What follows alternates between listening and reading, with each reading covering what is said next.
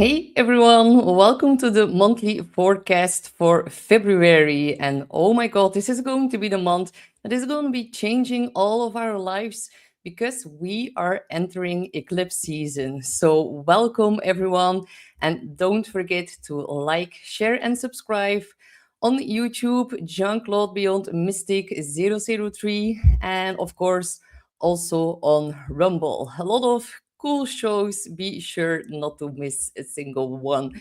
And of course, I also have something very, very exciting to share because I am now offering Astro compatibility readings, so synastry and composite readings for couples. And you can now save 15% off with coupon code Valentine50. And that doesn't happen a lot on consultation, so make sure to book in now that you have the chance.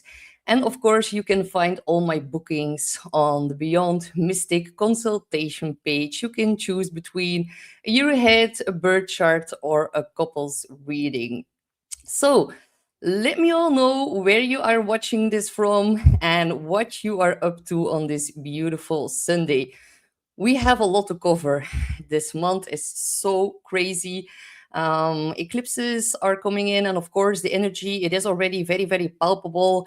I'm of course don't have to share that with you guys. You probably already mentioned a lot of change, sudden things that are popping onto your path. We have an enormous Aquarius stellium going on right now, and I would advise each and every one of you on this full moon in Leo today to maybe divert a little bit from all the Aquarian upheaval and changes and really tap into the opposite polarizing sign in the zodiac wheel, and that is the sign of Leo. And that is where we are seeing this full moon happening today.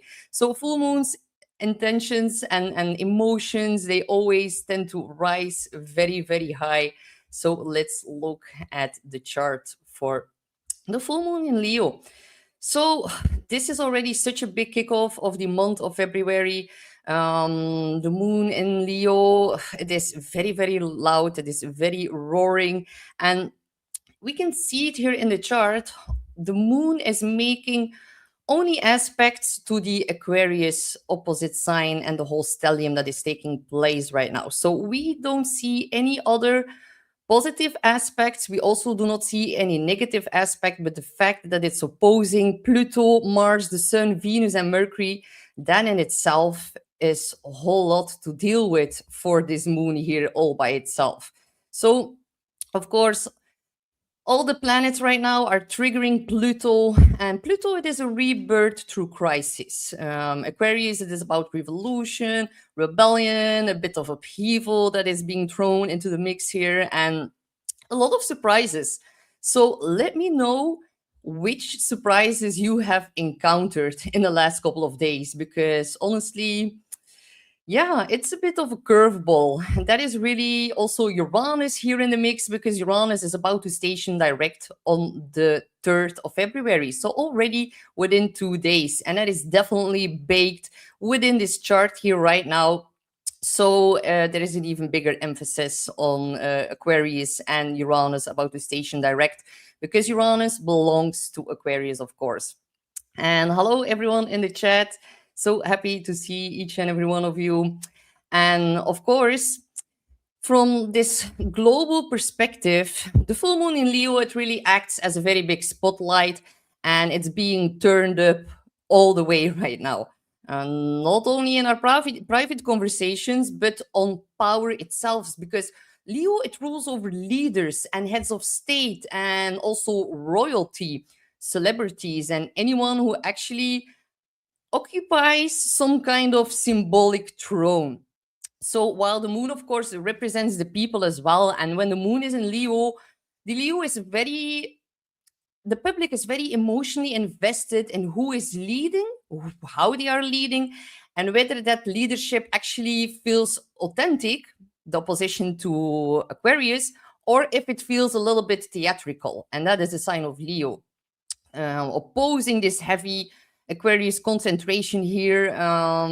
This is such a big heightened skepticism towards institutions, towards governments, towards elite figures, especially those who are perceived a little bit authoritarian or disconnected from real human needs. And that is what Aquarius is all about. It is about equality, authenticity, power back to the people. Right now, there is a very big reckoning in regards to leadership going on. And of course, I want to highlight this for sure because this full moon is actually exactly conjunct the south node of Jeffrey Epstein. So we can look at this in the chart. His south node is 13 degrees of Leo. The full moon is exactly at 13 degrees. That is why we are seeing so many new documents being released. So whenever something conjuncts the south node, it is about things from the past that are coming back up again. And even a lot of people ask me, does a chart from someone who passed away still works? Yes. And is he even passed away? That is another question, of course. But yeah, definitely a very big emphasis on this and a very strong highlighting theme here. And of course, on a more personal level, the full moon in Leo, it is about singing, dancing, letting ourselves being seen, being celebrated, stop shrinking yourselves to keep the peace. And I think that is the biggest lesson here of this full moon in Leo. It is a bit volatile because, Mars and Pluto are still activating this full moon, and Neptune just entered Aries as well. This is really like a very big surge in ideological action and a lot of belief systems. Neptune, it's also about like our collective visions, and they are being turned now into like a whole new spiritual reboot and upgrade and rewiring that is happening now. We are all collectively dreaming new dreams together with Neptune changing signs. And of course, Neptune, it is in Aries, and who rules over Aries? That is Mars, and Mars is in Aquarius, conjunct Pluto, the planet of crisis and rebirth through like a lot of volatile emotions coming up right now. So let me know how you are experiencing this rather chaotic and even destructive energy. It's really best to lean into the energy of Leo here and to create, dance, sing, paint. Let something being born. That is what Leo is all about. It's really about creating something with our hands, and just it's about self-expression and really celebrating your unique individual as well. And that needs to be in balance with the collective needs, because we always see a polarizing energy happening during a full moon, and this one is quite strong, guys. So let me know if you're a Leo, how you're experiencing this energy, because it is quite loud. So let's dive a bit deeper. And maybe I need to highlight this as well, because the full moon, it is conjunct to Mars exact of the chart of China. So Mars, it is about military, and look at what is happening in regards to the governmental structures and especially the military department in China right now. The full moon in Leo is highlighting this immensely as well. So more of that to come in the next several weeks for sure. And if we then look at this particular country, of which I will not pronounce its name, remember, guys, 2020. In 2020, before everything kicked off, we had a Saturn-Pluto conjunction in transit in our sky. If we look at the chart of this particular country, they actually have it within their mundane chart in the 10th house of the government. So Saturn is about limits and restrictions, and Pluto is actually abuse of power, and they have it within the 10th house of the government. I think that is an offset, but also worth to mention that the full moon in Leo is highlighting the Pluto of this country. So we can expect a lot of rumblings within their governmental structures, and even within leadership being replaced, stepping down. We're going to hear some pretty important news in regards to that. So let's look a little bit more at the month ahead. And BD 2020 says maybe this Leo is adding to those rights. There is a lot of energy implicating that right now. We have the whole Aquarian stellium, which really represents rebelliousness. But then we have Neptune shifting into the sign of Aries. The last time it happened, that was a day before the Civil War kicked off. So definitely we are hearing echoes of that, unfortunately. And we are also about to witness an eclipse in the sign of Aquarius this month on the 17th of February, but the energy is already present right now. So that is definitely adding to people rebelling quite strongly. And Stain, this is very beautiful. Stain Starkman says trying to let the emotions being energy in motion, and that is very well put. We really need to feel through our emotions right now. It would be beneficial to do some breath work, as Aquarius, it rules over a lot of upheaval and change. And Stain, he is an Aquarius. He definitely knows what I'm talking about. But still, breathwork, it is related to Aquarius because Aquarius is an air sign, and air and the breath and really rebalancing all of that is going to help us immensely within the next couple of weeks when we go through the eclipse energy. So, of course, Uranus is also about to station direct. And also, I almost forgot to mention, but the full moon in Leo is also quite important for J.D. Vance and Trump because they both have a Leo rising. And for Trump, it will also conjunct his Pluto in the 12th house. So rather intense dealings right now. And then they will be put in the spotlight quite intensely the next couple of weeks. And also worth to mention that we are about to see the first eclipse in Leo, and that will happen on the August the 12th during the summer for the Northern Hemisphere. So really pay attention to everyone on the world stage, within your personal life, if they have certain Leo qualities, or like if it's within their big three, then you already now can see omens and sneak peeks about what's to come over the summer. So Uranus stationing direct on 27 degrees of Leo, Taurus here within 2 days.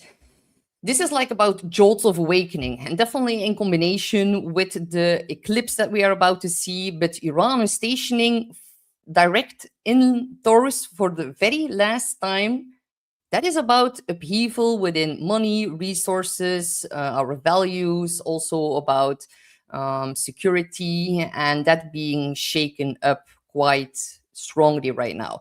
Uranus, he will be at his final degrees, so 27 degrees. That is really like almost the most amount of energy that a sign can like cast here on Earth.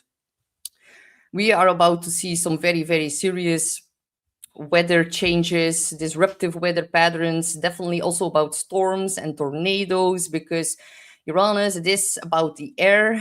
Taurus is about Mother Earth, but it like the frequency that it manifests, it happens through our air within the sky. Also things flying through the sky. I'm not going to go too deep into that, but I guess you guys know what I'm talking about that. Also, what happened in Sicily was quite a manifestation of Uranus stationing direct in Taurus as well. We saw a very big landslide happening in Sicily, and we can expect some more upheaval within those realms.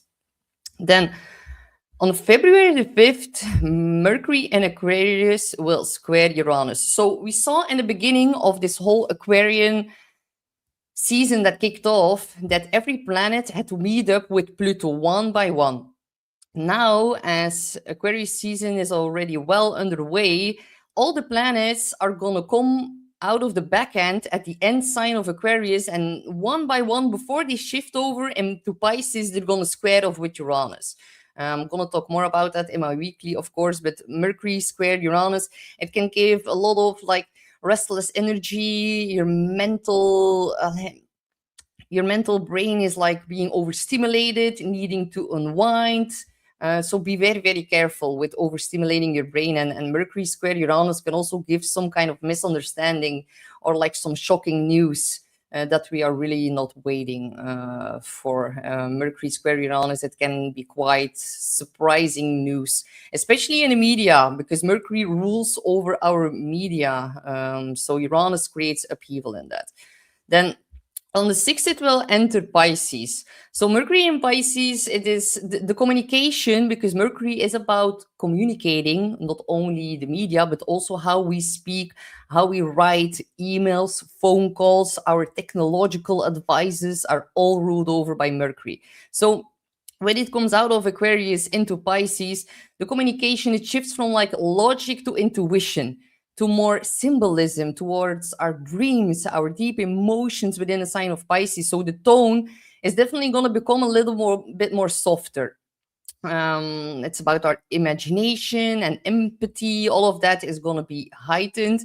But Pisces is not a sign of clarity. So if you don't really know where you're headed right now, we are in this big transitionary phase. It is completely normal if you are not seeing the exact outcome right now. And the outcome is going to be way different than what you are imagining, because Uranus stationing back direct, it gives us so many curveballs, and it's not even, we are not even capable to think about what might happen, because Uranus, it is always like expect the unexpected, things coming out of the blue. So on February the 8th, we see another square with Uranus, and that will be by Venus. So this transit is going to shake up a lot of relationships, again, finances. Venus rules over our monetary system. Uranus in Taurus, it is about our finances. So we might very well see this month a change in our monetary system. I wouldn't be surprised if they would release some very, very big, even major news around the 20th of February, whenever Saturn and Neptune are going to conjunct at 0 degrees of Aries. That is about all of our known structures are being dissolved by Neptune, and then Saturn comes in and builds a new structure. And Uranus wrapping up its transit through Taurus is really a very big indication of our finances or our monetary system changing.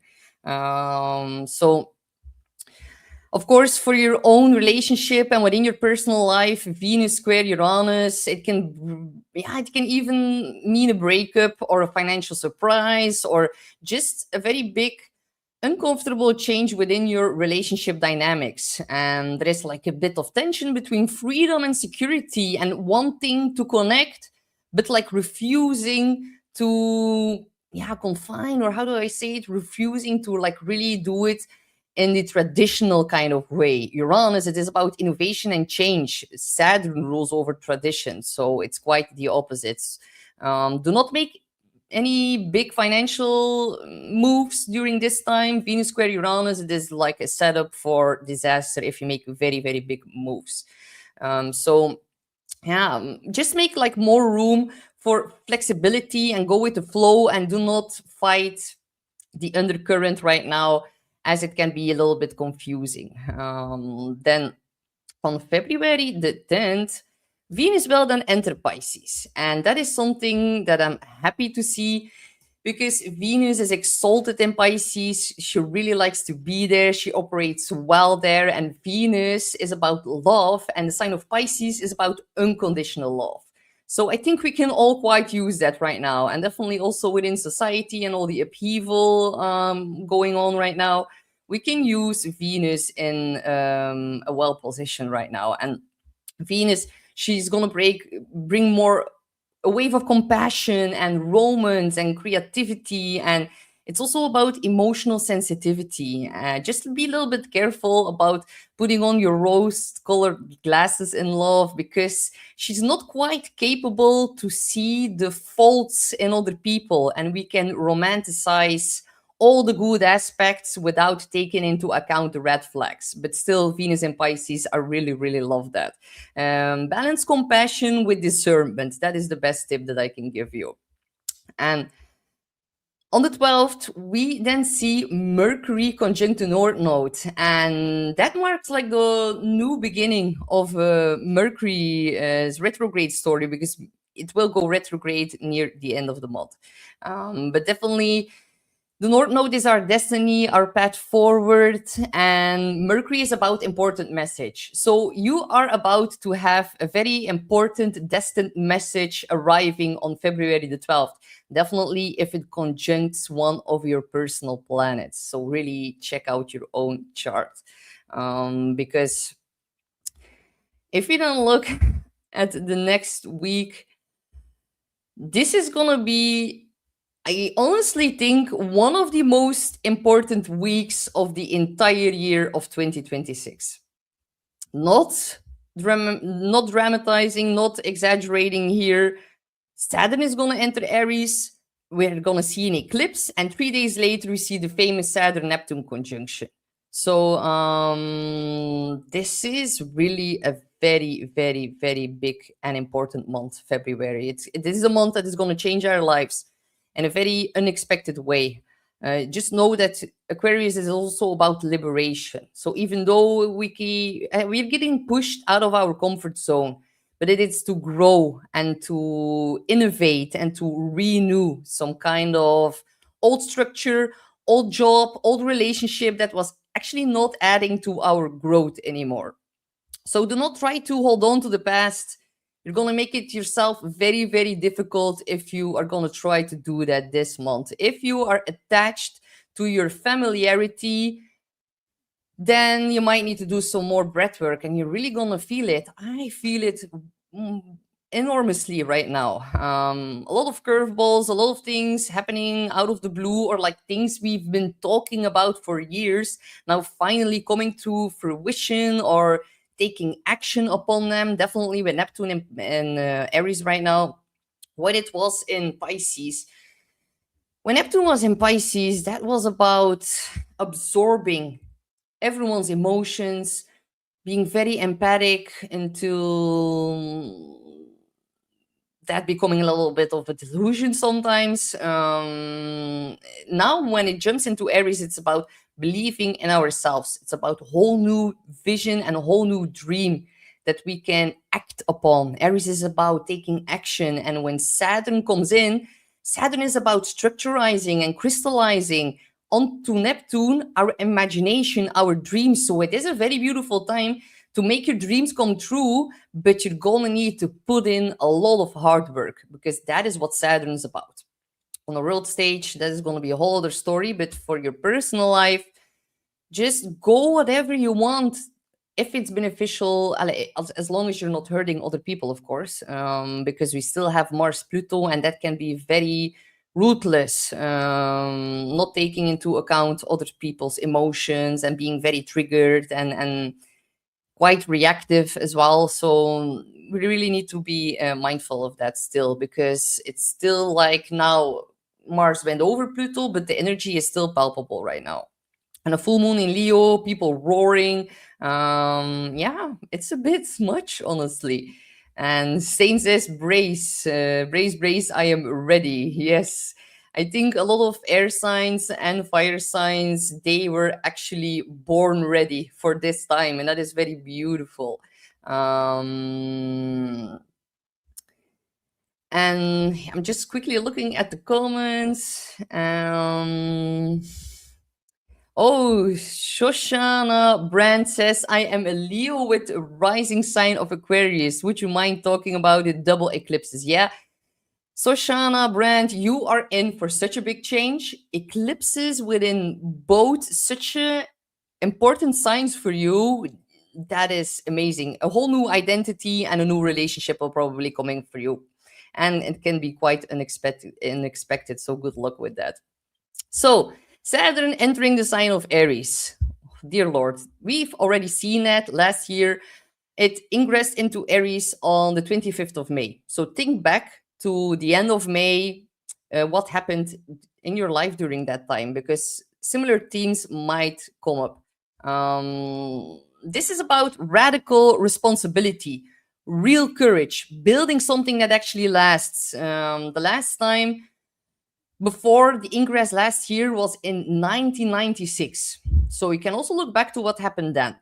Saturn can refrain and limit, and it can deny things. It might sound a bit negative, but yeah, on the positive side, it might also refrain and deny a full-blown World War III, because Aries is a sign of conflict and war. So hopefully it doesn't mean being forced to go to war, because Saturn, it is about being forced, and we're going to see new rules in regards to our conflict and war kind of policies. Saturn, it can be all or nothing. It can deny you something, or it can give you a lot of the things to show you what it really means, and then it becomes a burden on your shoulder. So an Aries, it goes their own way. It doesn't care what everyone else thinks. It doesn't care about the hive mind. They do not like being told what to do. And Saturn here, it can also mean like being forced to rely on yourself, being forced to fix your own things. And it's going to show us that we are way more capable about handling our own situations and life challenges. We are so used to giving our power away to institutions, to the experts, to the fact checkers, to the people, yeah, who have something to say over us. Now, I know you, my dear people who are watching this show, you are not belonging to that particular group, but I'm highlighting this because you will see it quite strongly playing out with the people around you as well. But this is really where, yeah, discipline Saturn meets our instinct Aries, and Saturn in Aries, it isn't asking you to react; it is asking you to act with purpose and not from your impulses. And the fire here in Aries, it doesn't disappear; it gets laser focused with Saturn, and it's going to teach you how to lead yourself first before trying to lead anyone else. So it is not reckless; it is actually courage and putting a lot of structure beneath that. So yeah, bold action, finishing strong, but definitely it is also about stability and pressure, and that creating a whole new identity. I just hope Saturn, it isn't fall, and Saturn in Aries is about our identity. And Saturn is the government, but it's also about pressure and refraining and limiting. So are we going to be able to be ourselves by the government? Think about the digital IDs. Last time when Saturn ingressed into Aries on the 25th of May, we saw the real IDs coming out in the States. We saw other things going on as well. We saw the digital IDs in the UK. It's not mandatory anymore, but they're still rolling it out. And I think we're going to see a massive rollout happening soon. Can also be about censorship, honestly. The government putting like restrictions and saying that you cannot be yourself fully. So hopefully I'm wrong on that. Excuse me. I'm having a little bit of a cold here. It is winter time in Belgium. And of course, for everyone else in the Northern Hemisphere.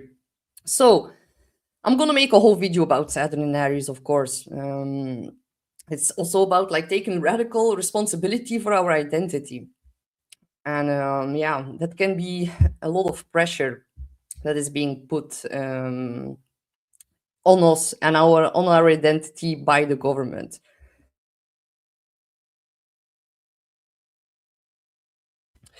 So yeah, this month is so crazy. It is actually incredible because on the 15th, we're going to see Sun square Uranus. And that is another big emphasis on Sun leadership, male identity, a boss, a figure, a father, squaring Uranus as well. Sudden shocks, surprises. And then also Mercury will luckily trine Jupiter. And that is a supportive aspect, an emotionally expansive aspect. And it's going to also offer a lot of reassurance amidst all the chaos that we're going to see here. So, but let's look a bit at the very big eclipse that we are about to see here. So this is the chart for it. We can see that it's at 28 degrees of Aquarius. It is a solar eclipse. And new moon solar eclipses, they are always about a very new big cycle that is about to kick off. And this is like the first one that we saw since 2018, and it's also connected to 2008. And what did we saw happening in 2008? A very big financial crisis. These eclipses, and it's a new set of eclipses, are very, very strongly correlated to the financial disruptions that we saw in 2008, unfortunately. I hate to be the bearer of bad news, but they are connected, and I need to tell you the truth. So this is the first of a set of six eclipses in Leo and Aquarius on the new axis until the beginning of 2028. But of course, the energy is already here. But the important factor here is that this eclipse will square its ruler, Uranus, that just went direct. We can also see Mars here. Mars, the planet of conflict and assertiveness and energy and drive and passion. And it's pretty close towards this eclipse. So Neptune, of course, in Aries, Saturn in Aries, newly here. Mars deposits over them. So yeah, I think it's safe to say, guys, that this is not a good chart, unfortunately. Mars in Aquarius, it's gonna boost more rebelliousness as well. This is actually a very chaotic chart. And the traditional ruler of Aquarius is also Saturn, and it's also in Aries.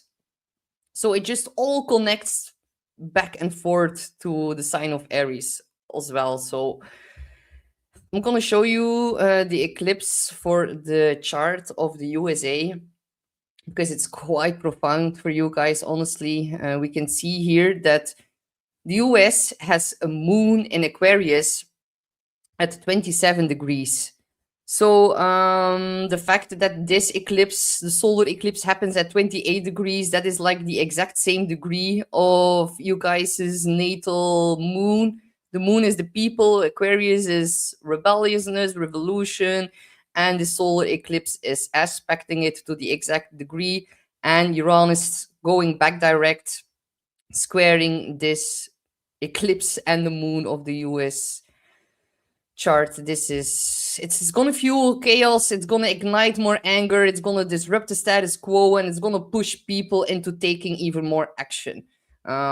It's also about a whole new chapter in collective consciousness, and of course the Aquarian themes are going to be major headlines. Think about technology, communities, equality, future timelines, the grid, internet, blackouts, electricity, frequency. It is all part of Aquarius, and these are adverse aspects, guys. I'm sorry to share this news. It is going to be very, very powerful.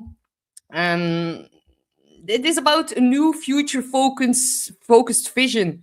But first, the card house, or like the house of cards, needs to crumble before something new can be built. And that is also what we see here in the chart, because the Saturn-Neptune conjunction happens at the EC. And the EC, that is the border of the country. From here on, the fourth house starts, lands, the people, home, and Saturn, Neptune conjuncting this to the exact degree.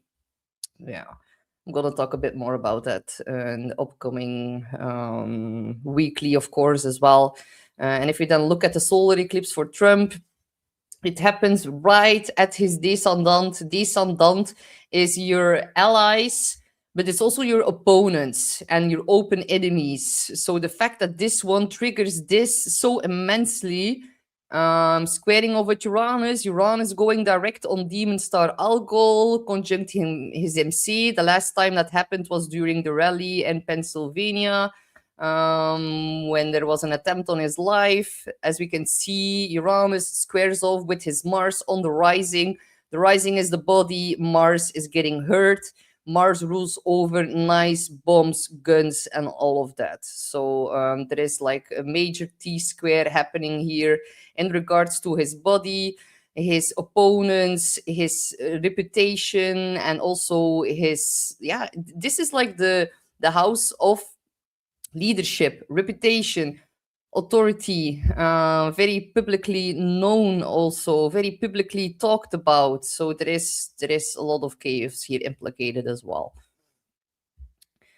If we then continue to look at the month of February, then we can also see that Venus will conjunct the North Node in Pisces, and that is actually very, very beneficial. Venus is about love and romance and our relationships, and it is a very, very karmic moment for our relationships and our values.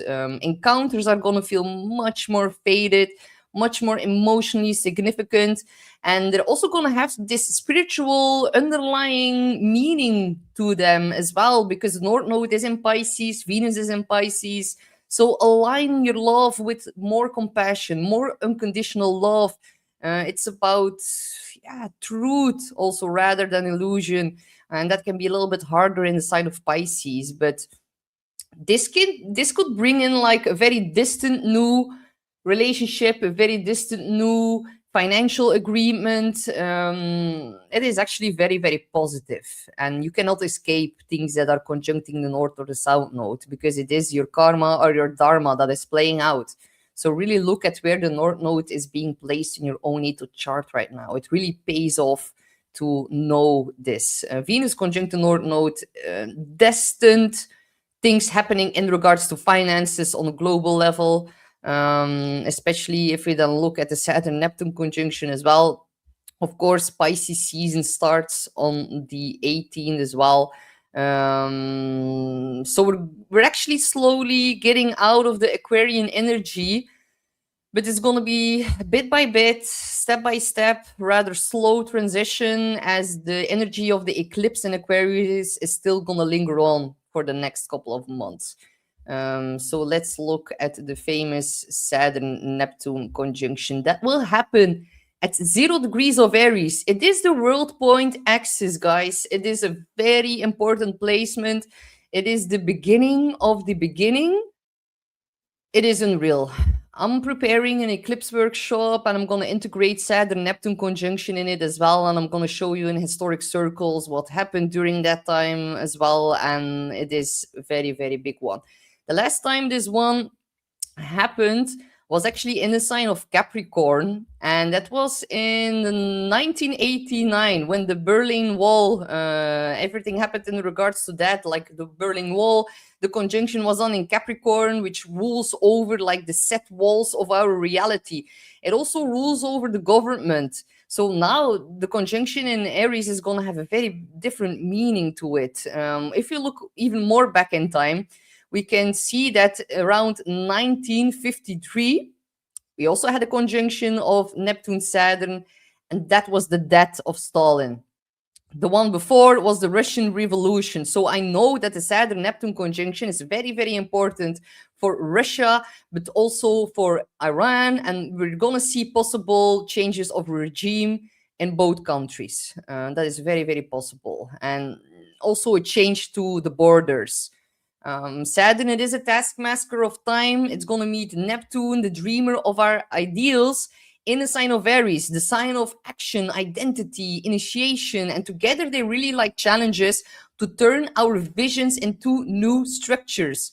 Definitely a lot of things going on in Iran, and that is going to come up even more strongly during the ingress of Uranus in Gemini by the end of April. Because if we look at astrocartography, where like the lines run over our world map, then the astrocartography indicates that the exact Uranus line in Gemini, it runs exactly through Iran and through its capital. It is quite mind-blowing, and I'm going to show you later during the year.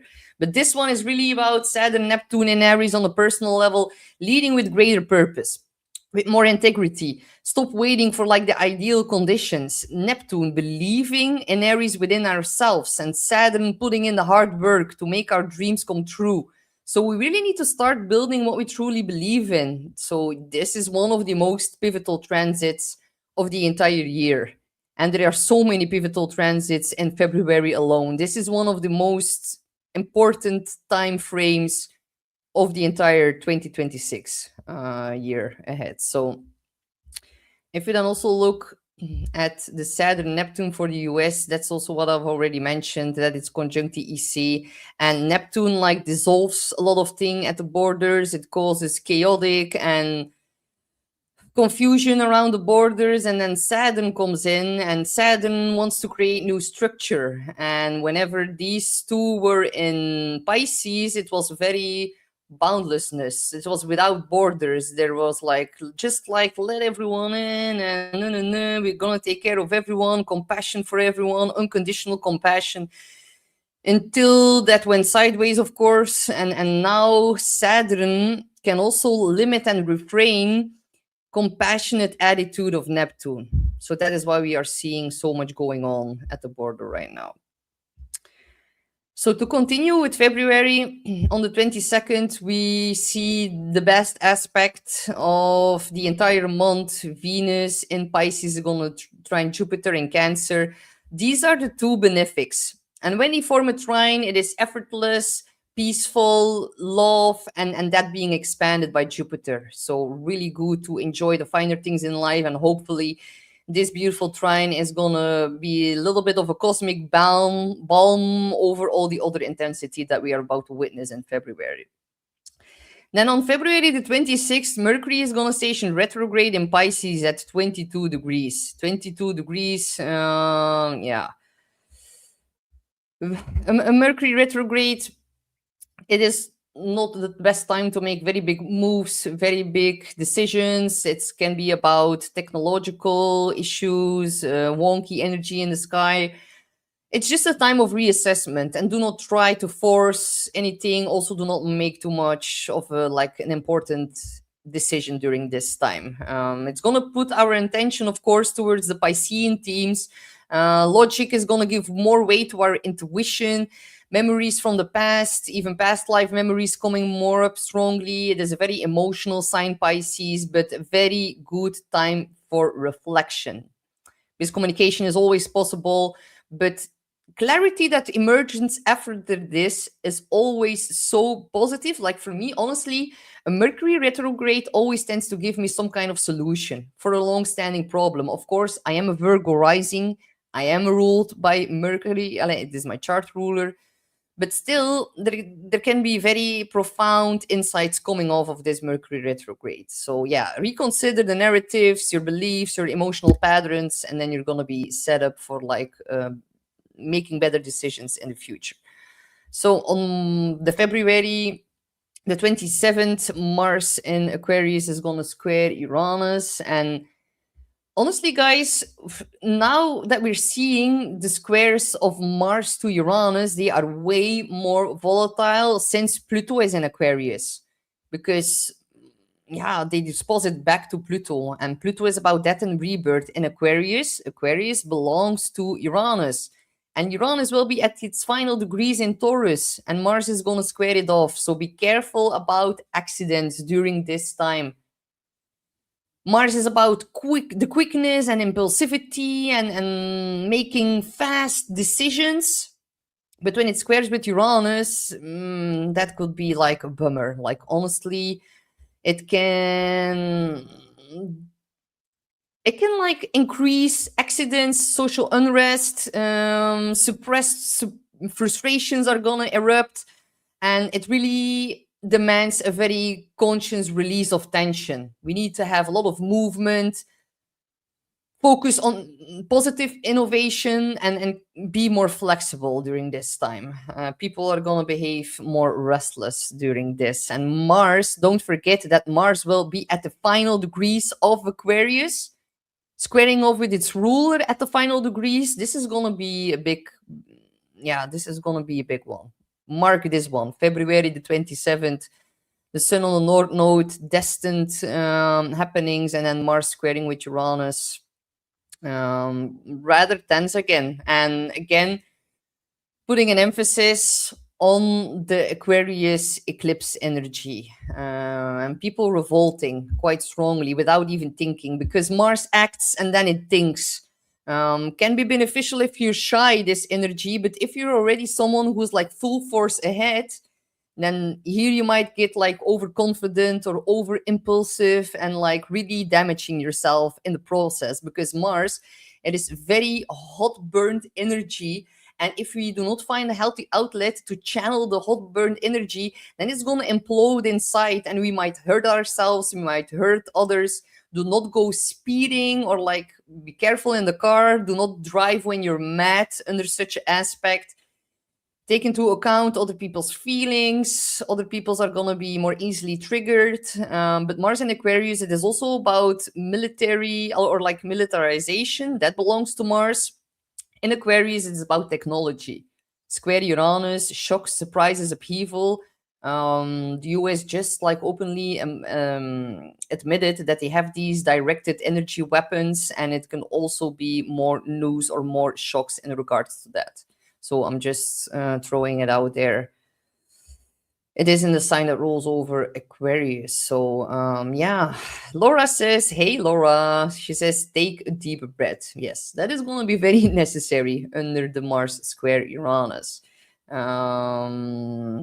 Yeah, Mars acts and then it thinks. And then it probably thinks like, I should have had more patience. I should have waited more. I should have embodied more patience. And it can be risky. It can be overconfident, and then later it regrets it. So make sure not to like blow up certain conversations, friendships during this time. That's going to be important.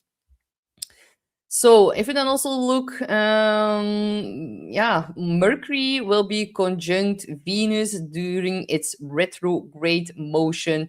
Very important key moment here. It's really about like, what do I truly value? Where have I compromised my heart? It is like the meeting of the mind Mercury and the heart Venus in Pisces, unconditional love, but also about rose-colored glasses. But definitely it can be about talking things through. Miscommunication from the past can be resolved whenever you take more time to reassess. And it's an infusion of love inside our mind as well. So it's about soft communication. Can be a very emotionally rich moment. It's also a good moment to relook at all the past commitments or contracts that you've signed in regards to Venus, our money, but also relationships, and something might be reassessed or gets changed in that. But do not make impulsive decisions with the Mars square Uranus. Then also on February the 28th, 27th, I forgot to mention that Mars is going to reach the exact solar eclipse degree. It will be at 28 degrees, where the eclipse just happened 10 days prior. So it's going to re-trigger the eclipse energy during this time as well. So yeah, guys, a very big historic month of awakening. It can feel chaotic. It can be a little bit disorienting, but every disruption, it has its purpose. We are shedding our old identities. We are dissolving a lot of illusions. When Neptune was still in the sign of Pisces for the last 14 years, like, the blindfolds are going to come off, and it can be very disillusioning for a lot of people. And it's really about stepping into a new era of responsibility and adding more courage within our actions and within our dreams, and really going after the things that we want. Clarity is going to come later in the year whenever Saturn moves over Neptune, and that will be somewhere in the middle of the year. Saturn right now, it is confused by Neptune. It is a little bit weakened as well.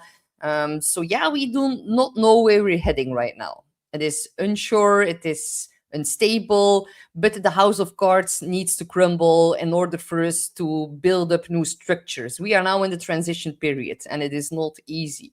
For now, the work is really awareness, breath work, grounding yourself, be present, and trust in the unfolding process. And whenever you feel overwhelmed, it is very important to tap into the opposite side of the wheel. Right now, that is Leo. Create, dance, sing. Be present with yourself, celebrate other people. Do not get lost in the hive mind. Do not get lost in wanting to go protest and be angry and causing more chaos. That is not going to benefit Mother Earth right now. Not at all. Find the balance and the calmness within yourself, and tap into the new Neptune and Aries transit, and believe in your new visions and act upon them. That is going to be very, very important. So, yeah, Garden Star, that is so true. Important now to discern and observe, not absorb. We've been absorbing all the negativity of other people for the last 14 years. We have been giving our power away to people who did not have good intentions with all of us. Well, that is about to change rather dramatically. And it's really about taking matters into our own hands again. And like Pisces and Neptune, it is about like the erratic field. And I think it's safe to say that a lot of people had a lot of like holes within them, leaking holes. And now when Neptune jumps into Aries, it's about fixing our holes, fixing our identity, really maybe like cocooning and really closing the gaps, cut all the energy leaks. Whenever it feels draining, it needs to go. Saturn and Neptune are going to dissolve it. But it can feel a little bit overwhelming right now with Mars Pluto together. No, we have been absorbing way too much. Now it is time to focus more on what is good for us without hurting other people, because Neptune in Aries, it can glorify war, and it can glorify like the hero that goes to battle and fight, but we need to be a little bit careful with all of that. Saturn is going to bring in consequences for those who are going to go out to war and create conflict just for being like the hero. That is not going to work well. So yeah, do not absorb. We are closing our erratic field, and we are now way more capable at discerning who's worthy of our circle. And that has already been a very big lesson since 2020, of course. Yeah, and exactly. Oh, Laura, I forgot to say it, but indeed, on the day of the solar eclipse, we are starting the fire horse. I'm going to implement all of that in my eclipse workshop as well. I'm already preparing all of that. So, yeah, it is a very big year of change and new structure. So, we need to get through it, and we are going to get through it together, of course. So, before I start the 12 signs, I have something cool to share with you guys, because you can now celebrate the timeless love at the Ascension Organize. And if you want to buy your wife or friend something for Valentine's Day can also be celebrated through friendships, is my opinion. You can now save 20% off of all the pendants, the bracelets, the silver jewelry. There's no code needed, so you do not need a discount code. It will automatically be applied at checkout, and it will be valid through February the 8th of 2026. All right, let's start with looking at the 12 signs, because yeah, I'm gonna try to keep it short, but this is such an important month. And thank you so much, Laura. Yes, please like, share, and subscribe if you are feeling like you're getting help, or in some kind of way, if this video benefits you, be sure to subscribe and share it with other astrology lovers. Thank you so much. You can listen for the 12 signs, of course, first for your rising sign, because that will be most beneficial for you, or most important. You can also look for your sun sign, as that also really resonates with me a lot. If you want to look at it more from a psychological mind frame, then you can also listen for your moon sign, but definitely your rising and your sun. And also, because we are having this eclipse at the later degrees of the sign, so 28 degrees of Aquarius, really look into your own chart and which house that exactly falls, as it's at the end degree, and it might implicate another house in your Placidus system. For this reading, I'm using the whole sign system, because that is easier to do the general predictions. But it's worth to look at the house where the eclipse for you falls in, and then you're going to be able to listen at the right sign. All right, we are going to start with my dear fellow Aries, sun, moon, or rising. So, today, of course, you're having a full moon within your fifth house. It is trining you by fire. You are a fellow fire sign. This is very, very beautiful energy. Fifth house is the most positive house. It is about joy and creativity, making your heart sing all the things that you love to do as an inner, as a child, your inner child, that being boosted, illuminated. There can be an emotional release, there can be a completion of a passion project. But this is a very, very big heart centered full moon, and it's going to bring a lot of emotional clarity around what genuinely excites you. So, your chart ruler, Mars, of course, is in the opposite sign in your 11th house of Aquarius. It is moving through your zone of friendships, networks, your long term goals, and collective vision. So, your motivation, Mars, your chart ruler, is actually, away from solo action, and it's focused now more on collaboration. So yeah, you are really fired up about the future. It's about new communities, new ideas, and the placement really pushes you to think bigger, to act bigger, to take action, and to lead within a group, join a new group. You can advocate for a cause, but just know by February the 27th, it's going to square off with Uranus in your second house.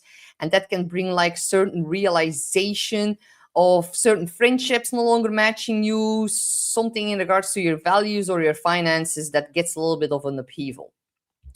If we then look at the solar eclipse for you, my dear Aries, then this one happens into your 11th house. So this is going to be a kickoff of a whole new 18-month cycle. So it is a very important one. It is the first eclipse of a set of 6 eclipses within Aquarius and Leo. So eclipses, they are fate accelerators. They are very unpredictable in the sign of Aquarius, and it's going to bring a lot of sudden shifts within your social sphere, within networking communities. And it's actually about aligning with your authentic tribe and release all the outdated social roles and really step into a future that is being or feeling way more aligned with who you want to become in the future or who you are becoming. Eclipses, they plant a seed. You might not see immediate results right now, but pay attention to all the invitations that you're getting around this time. Say yes to them. Get out of the couch, go out into the world, really connect with like-minded people. The 11th house is about your soul tribe, and something in that is shifting, and you might already feel that quite strongly right now already. So then, of course, Saturn is going to enter your sign on February the 13th. Neptune is already in your sign. Yes, wow, this is so big, my dear Aries.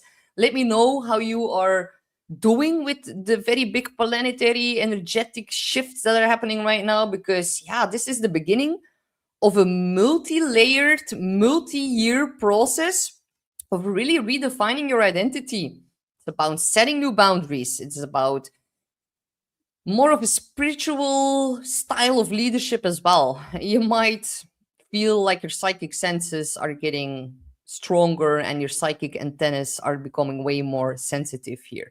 Saturn in your sign, it is not going to be easy. It can feel heavy, but it's about maturity, consistency, and really dedicating yourself to your fire.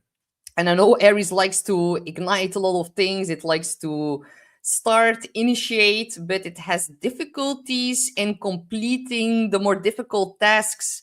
And Saturn is going to help you. So it depends on how you're looking at it.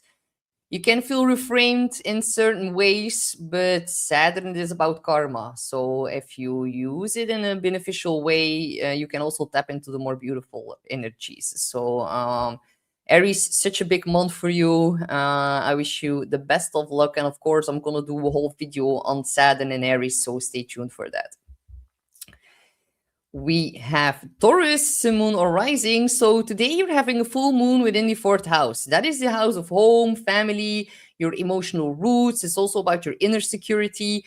And yeah, it brings a lot of awareness to what's happening like within your safe bounded spaces, within inside your house where you live, who you feel responsible for, and what truly feels like home.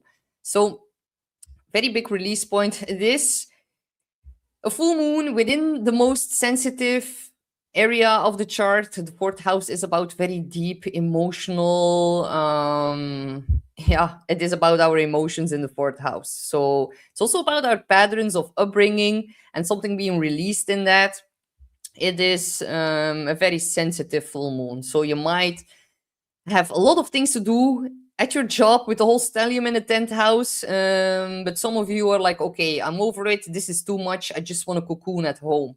So balance that out. There is a very strong polarity happening here between the 4th and the 10th house. It is, yeah, rather incredible energy that is happening right now.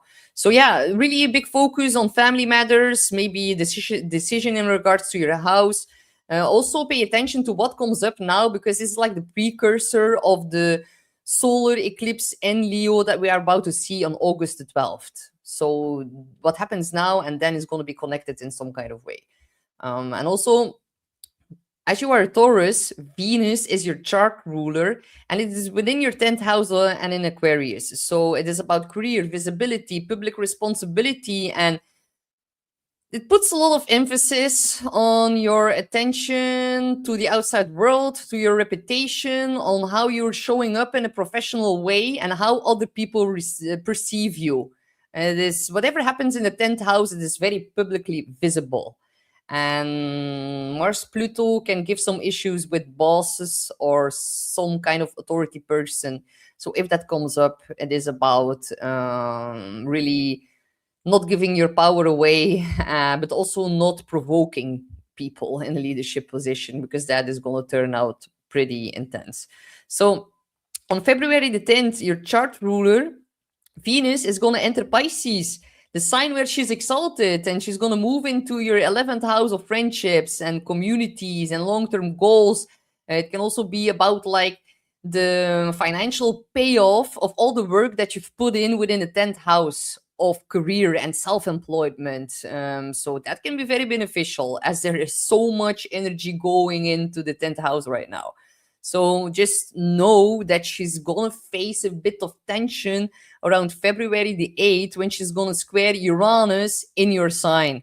So can feel like a little bit of a nervous system overload, and also a desire to really break free from a lot of expectations, old roles, old relationship dynamics that felt a bit restrictive.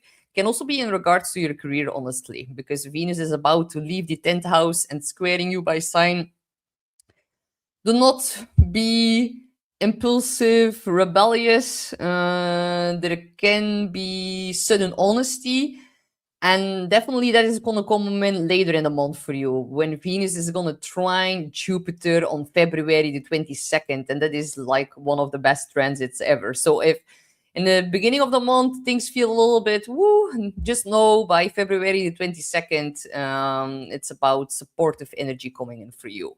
So also, if you look at the solar eclipse for my dear Taurus, this one also happens within your 10th house. So a very big destiny acceleration within your 10th house of profession, career, self-employment. If you are looking to start your own job or your own business, your own job is like not well put, but if you look to start your own business, then this can be very beneficial energy, and it is a fate accelerator, and things are going. You can also get a promotion in the 10th house. So definitely like an up leveling within your career realm within the 10th house. So it can also be about marriage. If you're ready for commitment or like marrying, it could also signify that. But for that, I will need to look at your own chart. But definitely an increased visibility. And for others, it's going to be like a big realization that your old professional path no longer fits you, and adding innovation and change and renewing energy with the eclipse there. So, of course, Saturn enters into your 12th house this month. Neptune is already there, and it is in the house that rules over like behind the scenes. So it is about the unseen realms. And it's also the house of dreams. So it is about a very big, powerful period of subconscious clearing, a whole spiritual restructuring going on. Some of you might feel the need to isolate. You can withdraw to recharge, but do not lose yourself in escapism, because that is going to cause loneliness. So it's not a punishment, it is a preparation. Saturn is going to help you to build inner resilience.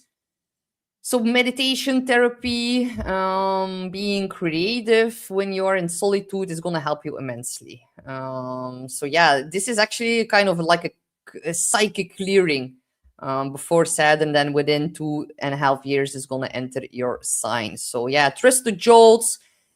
Uranus is wrapping up its transit through your sign. This is going to be the last major shakeup in your sign before it moves into Gemini by the end of April. So good luck, my dear Taurus.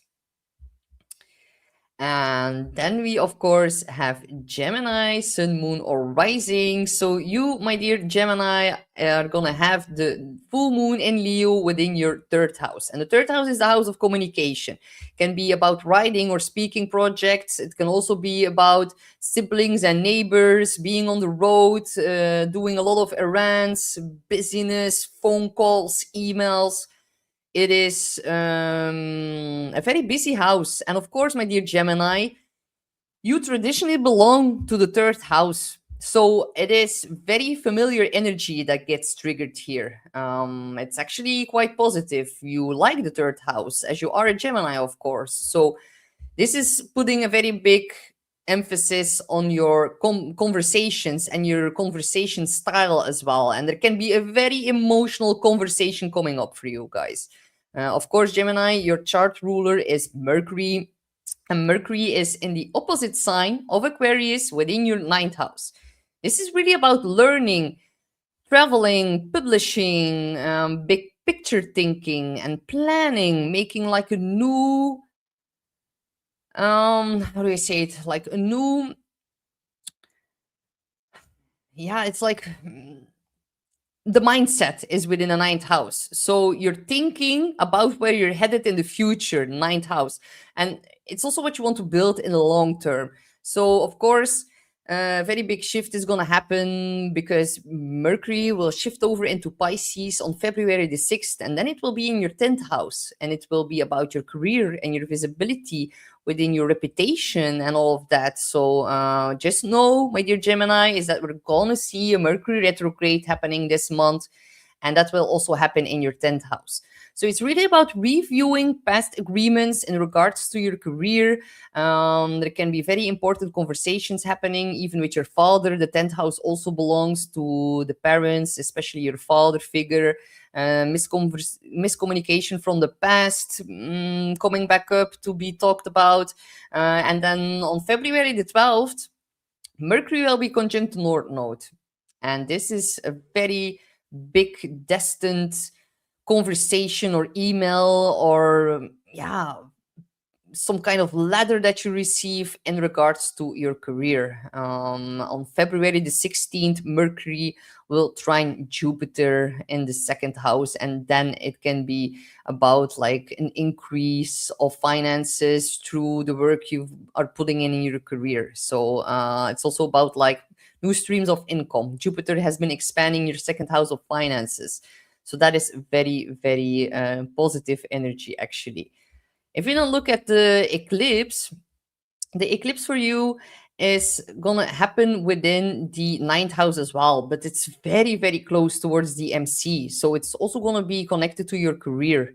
Your life path, it expands. You might start a new study. You might share your visions in a more profound way. It's also about really a very big rewiring and innovation within your belief system, and your life expands.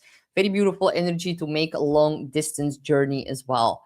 Then Saturn and Neptune are now, of course, in your 11th house. This is about starting to build like real support systems, and a very big change within your friends group is going on, like your circle within your group of friends. Some dreams are not going to survive the test here with Saturn, and maybe that is a very good thing.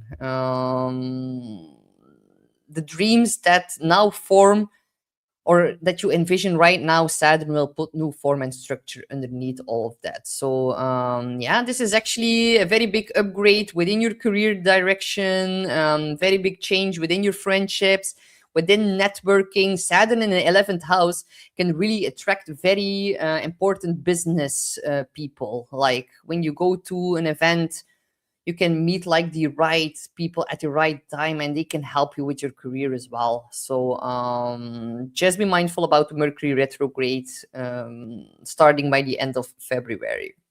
Good luck, my dear Gemini. We have Cancer, Sun, Moon, or Rising. So, my dear Cancer, you are going to have the full moon in Leo today in your second house of finances. And of course, you are ruled by the moon. So, it is always more emotionally sensitive for you. And in the second house, there can be something very emotional going on in regards to your finances, or you are wrapping up some kind of stream of income. You can have an unexpected big bill that you need to pay. There can be a very big emphasis on shared finances with all of the energy now traveling through your eighth house in the sign of Aquarius. So yeah, what actually makes you feel safe? And you can see a very big financial culmination point happening. There can be a payment that comes through, there can be a certain bill that comes up, you can make a major purchase, or you might also realize, just more on an emotional level, that you're done tolerating like the scarcity mindset and seeing a very big release and that happening right now.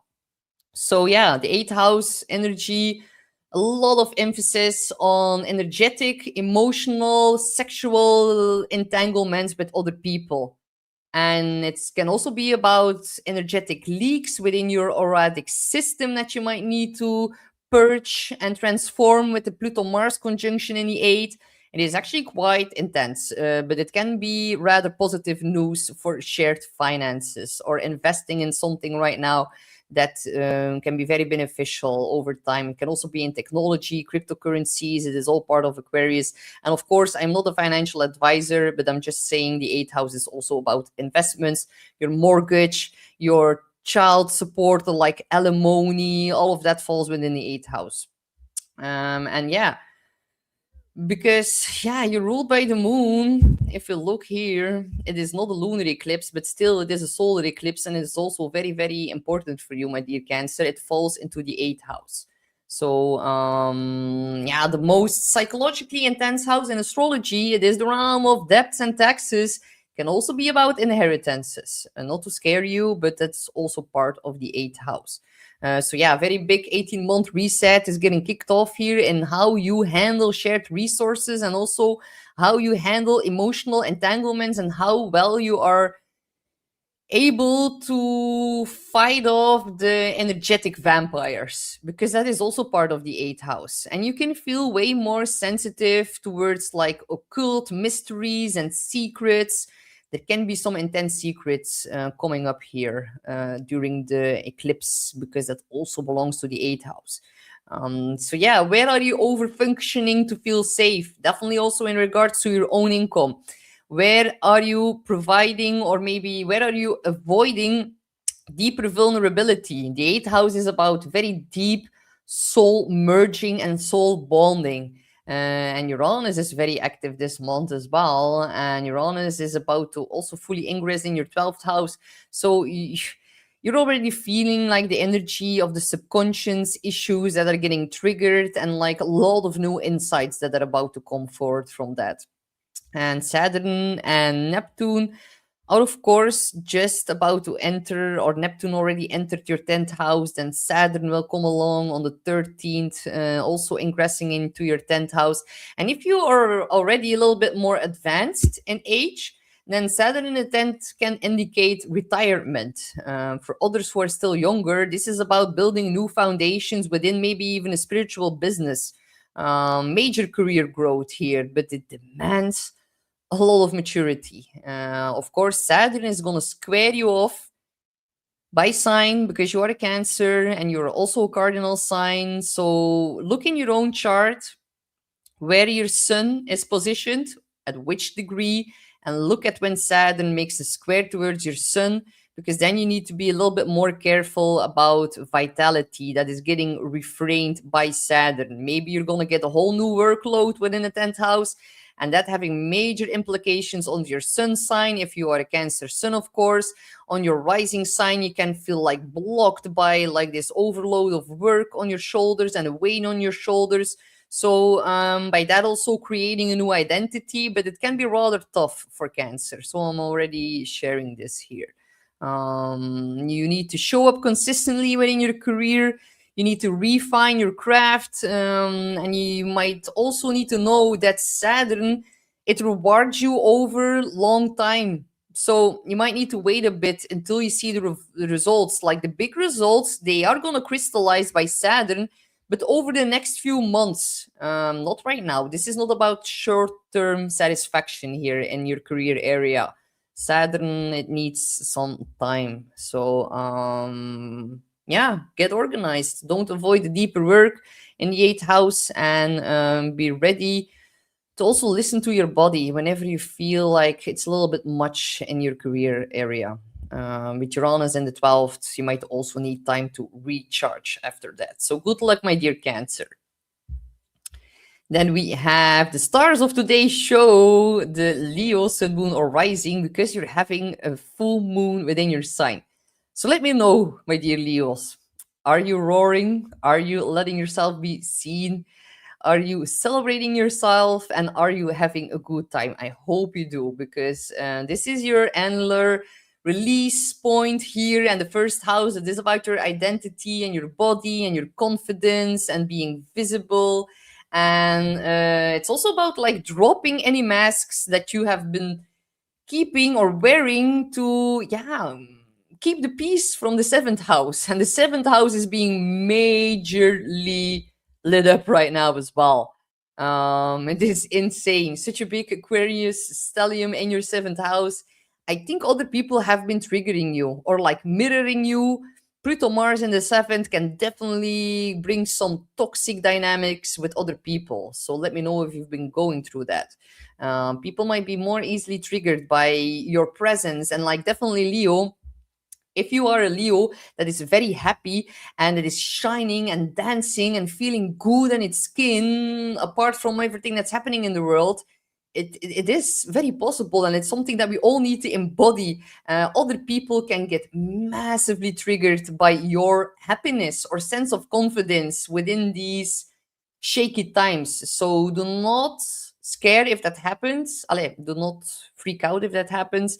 You need to radiate, you need to shine. And if other people are feeling triggered by that, well, then that's their problem, honestly.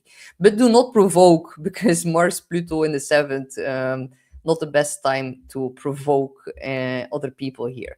So, yeah, where have you been shrinking to keep everything acceptable? This is like a big glow up. Also energetically, you can also change something on in regards to your body here, because it falls in the 1st house. And of course, Leo, you are the sign that is really also, yeah, you're ruled by the sun, my dear Leo. So yeah, you are like the sunshine in the house, and you need to like celebrate yourself, but let other people, like, leave room for other people to be celebrated as well. And February, it really puts a very big spotlight on who you are, what you are building together with other people in your life within the 7th house. And also know that the sun is going to enter Pisces on February the 18th, and then it will start to light up your 8th house of intensity. And the show is going to shift very much from connection into the 7th house into depth and psychological, deep, repressed emotions in the 8th. You're not interested in surface level anything anymore whenever the sun enters the 8th house. You want honesty, emotional courage, alignment. Can also be like a very big truth serum whenever the sun shines in the 8th house. People are going to either meet you at your depth or they don't. So it can also be about then shedding. But yeah, that's only going to be for a couple of Leos. Let's look at the solar eclipse. Because this one, my dear Leo, happens in your opposing sign of Aquarius. Very important. You are about to see the first eclipse in the sign of Leo since, what was it now? 2008, but then it was 18 years and 9 years. So 9 years ago. Yes, 9 years. So think about what happened back then. On August the 12th, it is your time to shine even more. And it's going to be a very big boost of like karmic acceleration. It is very destined what's about to happen during August.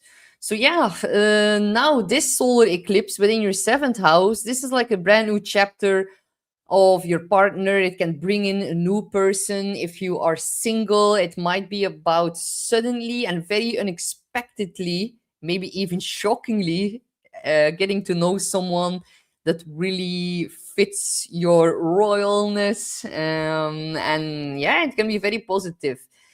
Even though it squares Uranus in the 10th, be careful about new business partners. Let me look at your chart before you make a very big decision in regards to that. But it can also be about friendships coming up, and then even, yeah, start of a very new important friendship. So yeah, do not abandon yourself to keep the peace. It's about bringing in new like-minded people, and the 7th house are really, really close one-on-one bonds. Then, of course, we also see Saturn and Neptune in Aries, and that is in your 9th house. So this is about like, yeah, powerful, stabilizing influence for you because it trines you by fire. It's also in a fire sign of Aries, and it is asking you to believe like, or like install and build a whole new belief and a whole new philosophy as well. Something that is going to bring and give you more stability within your life and your identity. So perfect for publishing, teaching, learning, traveling. Remember that like your purpose in the 9th house, it is way bigger than all the current plot twists that are going on right now, and definitely also with the full moon in your sign. So yeah, reclaim your identity, full moon in your sign, clarify what partnerships are bringing into your life, and if that's still balanced out in a proper way, lead with courage, not pride, and also do not make too big impulsive decisions in regards to relationships. You might need to be a little bit more patient with them. All right. So let me know how you guys are doing with that. We have Virgo, Sun, Moon, or Rising. All right, my dear Virgo, you are having the full moon in Leo within your 12th house. And that is the house of solitude. That is the house of sleep, withdrawal, isolation, feeling a bit more tired, weird, prophetic, vivid, strange dreams. This very quiet moon, but it's still very potent, of course, but it's working in the realms of the subconscious. So you actually need to release patterns of stress, anxiety, burnout, some kind of grief, loss, or some kind of situation that is playing out behind the scenes that can feel a little bit subconsciously uncomfortable. This whole planetary stellium within your 6th house, it is the house of stress. It is the traditional Virgo house. Be sure not to overstimulate your brain, and then you're so busy and you have such a, your schedule is probably blowing up and there's a lot of things to do. But with Mars, Pluto there, it is also about shedding some very big important patterns of self-sabotage that are having a negative effect on your health and well-being. Because of course, Virgo, if you're a Virgo rising and your sun is placed somewhere else, then your sun rules over the 12th house because the sun belongs to Leo, and you're shedding now patterns of self-sabotage. You are shedding maybe addictions or being addicted to stress in some kind of way, and you're now being confronted with the fact that you cannot go on like this because otherwise you're going to end up in some kind of burnout. So really implement new little steps into being more healthy and balanced within your sixth house of daily routine. There's a lot of energy going on now in the sixth. And of course, Mercury is your chart ruler, and it's also in the sixth house of health and well being, and your job, and your colleagues, and your office space is all found within the sixth. And also, do not forget that Mercury is going to go retrograde on the 26th of February, but of course, first it's going to jump into your seventh house. That is going to happen on February the 6th. And then on February the 12th, it will be conjunct to North Node in your seventh house. So you can get a very distant, important message, email, phone call, or conversation in regards to relationships during this time. During the Mercury retrograde, do not make too big decisions. It is about reviewing and reassessing your long-term commitment. And yes, hi Millie. I am a Virgo rising as well, and I definitely feel it that we need to balance our schedule and our daily routine in a more healthy way. The 12th house is mental health, the 6th house is physical health. And when we have a full or a new moon, we need to really integrate both axes, like both signs on the axis.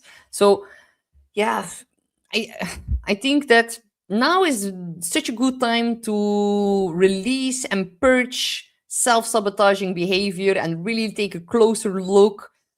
Like your mental health right now is under a magnifying glass, and it's going to be important to shed some patterns from the subconscious right now. You are able to do it very, very well and quick. Also with Mars in the sixth house. Also look after your pets. Your pets, your cat or dog can really help you to balance out a lot of the energy within the sixth house.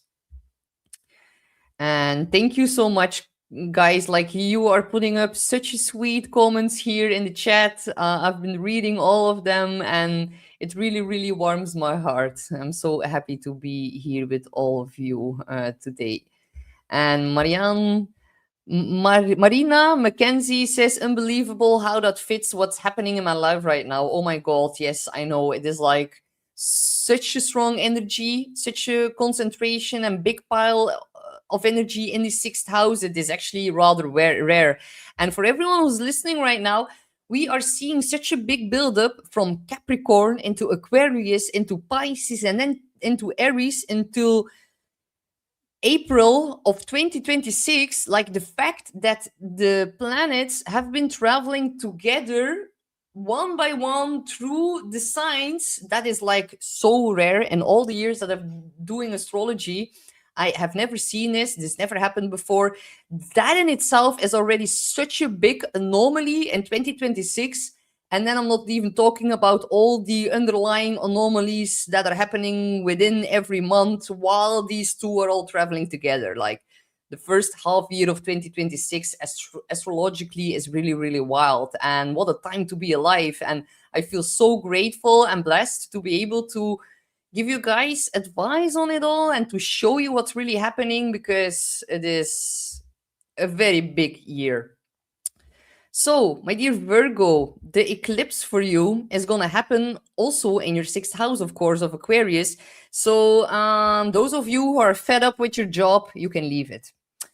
Maybe you're going to get fired because Uranus is about to enter your 10th house, and your 10th house is your career and also self-employment. It can also be about your public recognition, becoming more visible.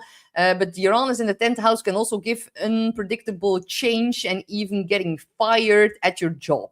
Because Uranus in the 10th is about unpredictability and a destabilizing effect from your boss, from authority figures. And this solar eclipse in the 6th house really strongly indicates a whole new way of doing your daily routine, a new way of working, changing jobs, changing of colleagues. Co-workers can change, your boss can even leave. Maybe you are going to need to increase your productivity, but be careful, guys, because the 6th house can give tremendous amounts of stress. And also with Mars in the 6th house during this eclipse, you need to be careful for inflammations. If you're already someone who struggles with inflammatory diseases, you might need to really be mindful. Your body is going to give you very subtle signals about where you are overstimulating your nervous system, Aquarius, within your daily routine, the sixth house. And it can also give like some kind of health thing that comes up, and it's going to show you where you have been like overextending yourself. And with the solar eclipse in the 12th house during the summer, that is an emphasis on rest and healing and purging and fixing your nervous system, calming it down. So yeah, I just like already want to forewarn you, a new job, a new responsibility, a very big change in your schedule, having to reschedule a lot of things. You might need to hire help if you are self-employed. Whenever Uranus comes into the 10th house later this year. But it's definitely about innovation. And if you've been running on stress as a fuel, then you're gonna need to build a more sustainable system right now. So yeah, also be careful of perfectionism. I know, my dear Virgo rising, that is gonna be enormous detriment now to your health. The South Node is within your sign. We need to all collectively release patterns of micromanaging and patterns of like, yeah, being too overly critical, being too perfectionistic. And just know that on the 3rd of March, whenever you have a full moon lunar eclipse within your sign, that is going to come up. And that is the one after the solar eclipse here in the 6th house. So I'm just like quickly connecting the dots so you can prepare yourself for that. And Saturn, Neptune in the 8th house, it's about leaks in the auric field that you need to close now with Saturn, because Neptune makes you way more sensitive. It opens up the occult field. And Neptune is about the unseen realms. Saturn putting structure. You can even see manifestation or crystallization of spirit, and your occult power is getting massively increased. But Saturn is about becoming an authority position within the 8th house realms, but it's about honesty, structure, maturity, being handed more power, but with that comes a great new set of responsibility. So this is intense. And if you feel like they are draining your energy, then you need to step away. Make sure that the give and take axis is balanced here. But more on that later. I'm gonna do a whole Neptune Saturn video as well, of course. So yeah, it is a lot, but it's gonna be okay, Virgo. You're gonna do well. All right, we have Libra, Sun, Moon, or Rising. Do we have some Libras in the chat here today?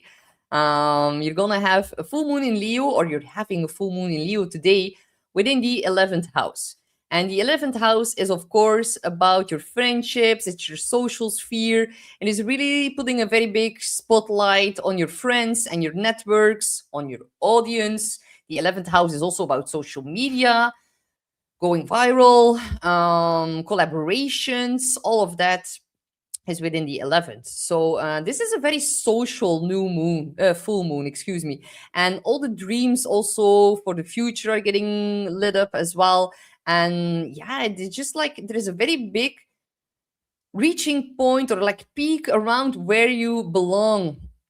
And yeah, it is really about highlighting the friendships that truly nourish you, which groups feels aligned, which goals no longer fit your new version, and you might get more recognized within your community, or you might be celebrated within your community, something within your realms of social spheres is being emphasized right now. So of course, my dear Libra, yeah, you are ruled by Venus. It is your chart ruler, definitely if you are a Libra rising. And Venus right now is going through the 5th house in Aquarius. It's about romance, creativity, pleasure, dating, flirting. It is a very, very big sweet spot. I love Venus in the 5th house so much. It is one of the best things you can get. But of course, we need to take into account all the other energies that are in the chart as well. And this is like electrified your fifth house right now. It is really, really insane, actually. So, do you notice the flirty energy? But of course, with Mars Pluto, you can really attract a very powerful, intriguing, intense, kind of even obsessive love dynamics right now. So, that you need to be a little bit mindful for. And also know that Uranus is about to station direct in your eighth house of entanglements, psychological insights, and the eighth house is also intimacy and shared money. So it's important for you as a Libra rising, as Taurus is also a ruler over Venus. Yeah, it can bring romantic surprises for sure. Sudden attraction, or yeah, some kind of shift around what you're willing to invest to emotionally, but also financially in the eighth house. So on February the 10th, Venus is then going to enter Pisces in your sixth house. She loves to be in Pisces. And then there will be a sweeter emphasis on your health, on your work, on your service towards others, also on your day to day wellness, well being. It can be, yeah, very much about putting more self love within your daily service towards other people, beautifying your workspace, creating a more soothing routine, supporting your energy, put an emphasis on like loving yourself and taking care of your body and your health. And the best moment here this month for you guys is on February the 22nd, when Venus is going to trine Jupiter in Cancer. And Jupiter is within your 10th house of reputation and self employment. So we see a trine from both work houses to one another, from the 6th to the 10th. So very positive for experiencing harmony, or like an expanded harmony at the workplace. You can have a raise, you can have career support, you can have a breakthrough that improves your health, and by that also your productivity and your well-being. And Venus is also going to meet up with Mercury retrograde, and that is going to happen on February the 28th. And that can really bring this moment about what your body needs, what you need to change in your schedule, what you need to change in your work environment in order for it to function better. So, if we then look at your solar eclipse that is about to happen within the fifth house as well, that is really like a whole new 18-month cycle of like dating, romance, creativity being kicked off here. And it's really about self expression. And I know, my dear Libras, you are the ones that keep the peace, keep the harmony. You are very much about, yeah, you are a harmonizer. You keep the harmony, but sometimes that is to your own detriment. And the fifth house is really about self-expression. And look, Libra, it is in Aquarius. It is a fellow air sign, so it's gonna trine your sun, moon, or rising, which is actually quite beneficial for you here. So can be a new relationship, a new way of dating. It can be a new creative project. If you're an artist and you need to be on stage, wow, this is like very, very positive. If you want to have kids, then this might be the time when you find out that you are pregnant. Fifth house eclipses, this is where things are getting born, literally or figuratively. So take your precautions if that's not what you're looking for. And if it is, yeah, this is going to be positive news. So, of course, we also see Saturn and Neptune entering your seventh house. It's about inspiring and reliable commitments. If you already have a relationship, it's going to strengthen those. And Saturn in the seventh can be a little bit of a doozy. Like Saturn is refraining, limiting. It's also about seriousness and long-term commitment and responsibility. And it can be a bit of a heavy weight because it is in your opposing sign, my dear Libra. It is in Aries. So, yeah, be careful of partners who are struggling with some kind of substance abuse. Also, be careful about partners who are very, very spiritual, but who are ungrounded, and vice versa, because there is this emphasis of grounding Saturn and spiritually ungrounded Neptune, and these two coming together, it can give a little bit of difficult energy within that. So, good luck, my dear Libra. So we have Scorpio, Sun, Moon, or Rising. And of course, my dear Scorpio, you are having this full moon in Leo in your 10th house. This can be a major breakthrough in your career, maybe an emotional message from your boss. You can have a praise, you can have a raise even, but definitely about also something in your reputation that is getting massively highlighted here. So can also be about, yeah, your ambition. Are you really like building a life that supports your emotional well-being in the fourth house as well? Because you see this big opposing stellium here within the sign of Aquarius in your fourth house. And of course, Scorpio, you are ruled traditionally by Mars. Modern day ruler is Pluto. And look, these two are on top of each other within your fourth house. There is definitely some major frustrating, triggering, confronting, projecting energy going on within your house of family. The people that you live with together, your mother, your father. This is the parental axis, the 10th and the fourth house. Pluto Mars, wow, this can give a lot of frustration with relatives. And it is actually kind of an understatement. So let me know, my dear Scorpios, if we have Scorpios in the chat, how you are dealing with this stellium in Aquarius. It is a lot, actually. So yeah, the fourth house is really about deep transformation right now around the home, around your patterns of upbringing, breaking ancestral curses. It is about psychological security, your sense of belonging, or should I say, your sense of alienating within your family, because Aquarius can feel, Aquarius on the fourth house cusp, it can feel kind of alienated from their family. That is really, I know a lot of people who are even adopted. They have either Uranus in the fourth house of Aquarius on the fourth house cusp. And that can feel like you do not feel like you belong within your family bonds. And sometimes you are the one who needs to break a lot of curses within that. But it can definitely trigger a lot of your deep seated emotions here. Also worth to mention, my dear Scorpio, is that Mars is going to square Uranus on February the 27th, and that is going to hit your fourth and seventh house axis. So the Uranus stationing back direct in the seventh house here within a couple of days is also massively triggering a lot of feelings of wanting to break free within your relationship area. You need change, you need freedom, you need some kind of innovation within relational dynamics right now.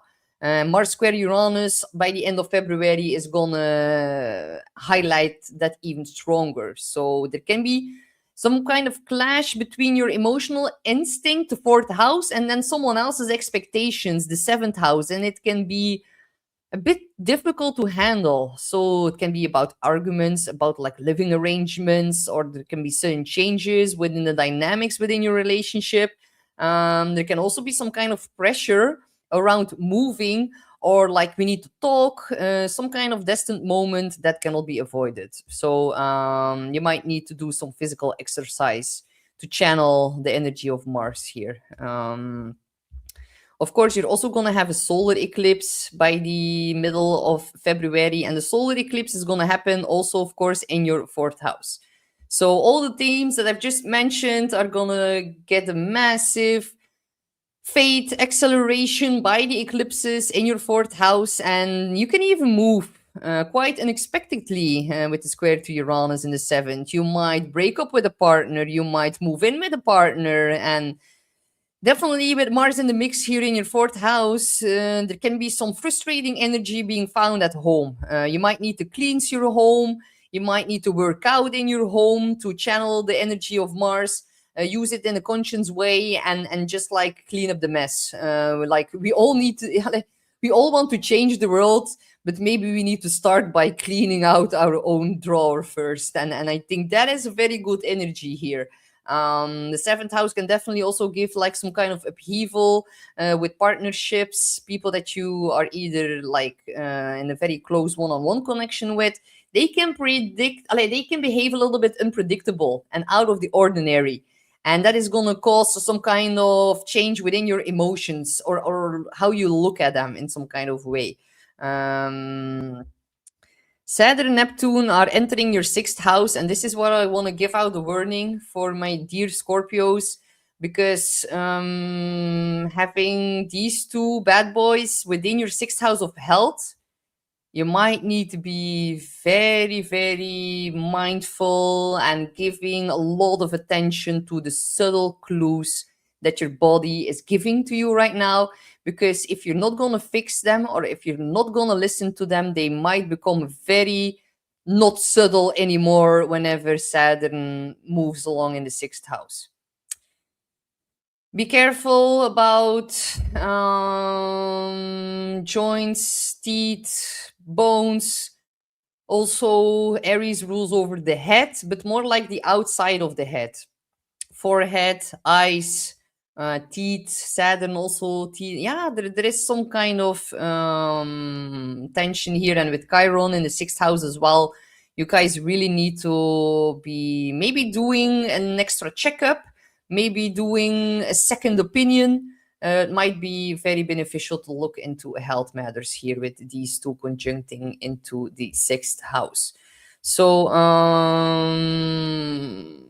your life is only like gonna feel safe if your body feels regulated. And now in February, regulating your whole regulating your stress levels and regulating your daily routine here with Saturn Neptune, that is going to be your superpower to avoid certain health issues. So good luck with that, my dear Scorpio. Then we have, thank you so much, Barb Hedger. I really, really love your guys' comments. And yeah, thank you for confirming me, and like for giving me some feedback on what you guys are experiencing, because for me it's also important to read what's going on for all of you. That really helps me to explain it even better. So thank you, guys. All right, we have my dear Sagittarius, Sun, Moon, or Rising. So you are having a full moon in Leo and a fellow fire sign within your ninth house. And the ninth house is traditionally connected to Sagittarius. It is your house, actually. So very positive, welcoming energy for you, my dear Sagittarius. And actually, this is a very positive full moon here.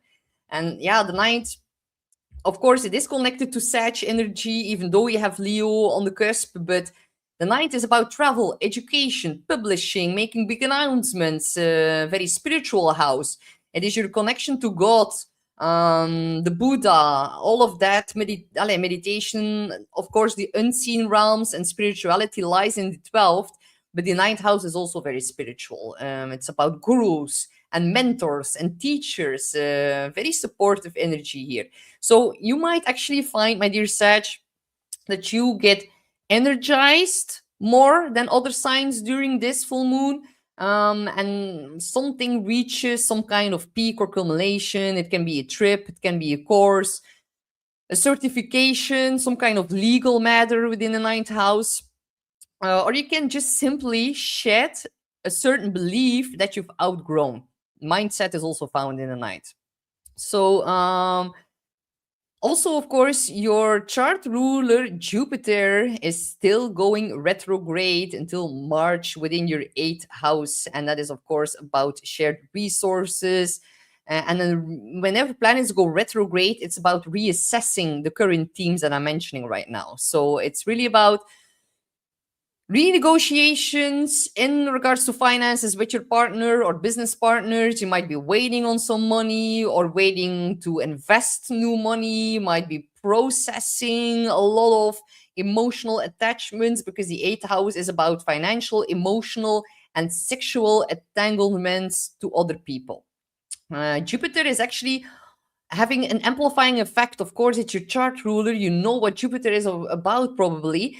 But Jupiter is also giving you enormous clues and new insights in your own psychology.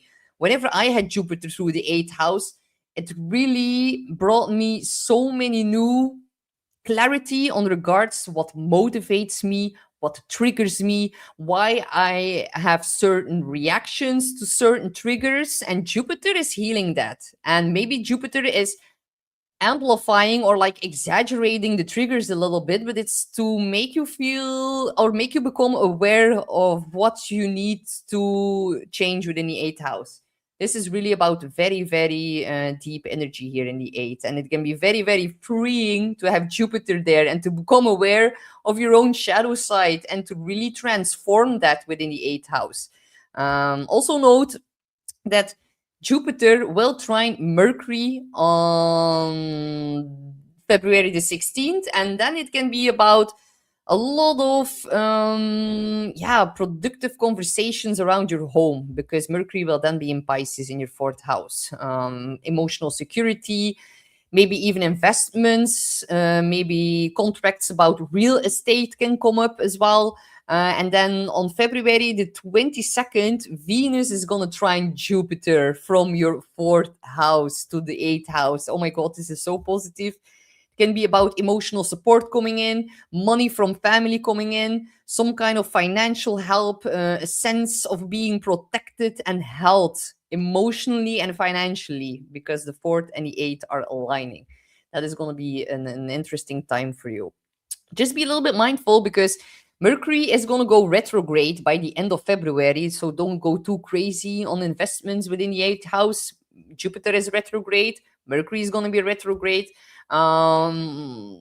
Just like also making you aware of that.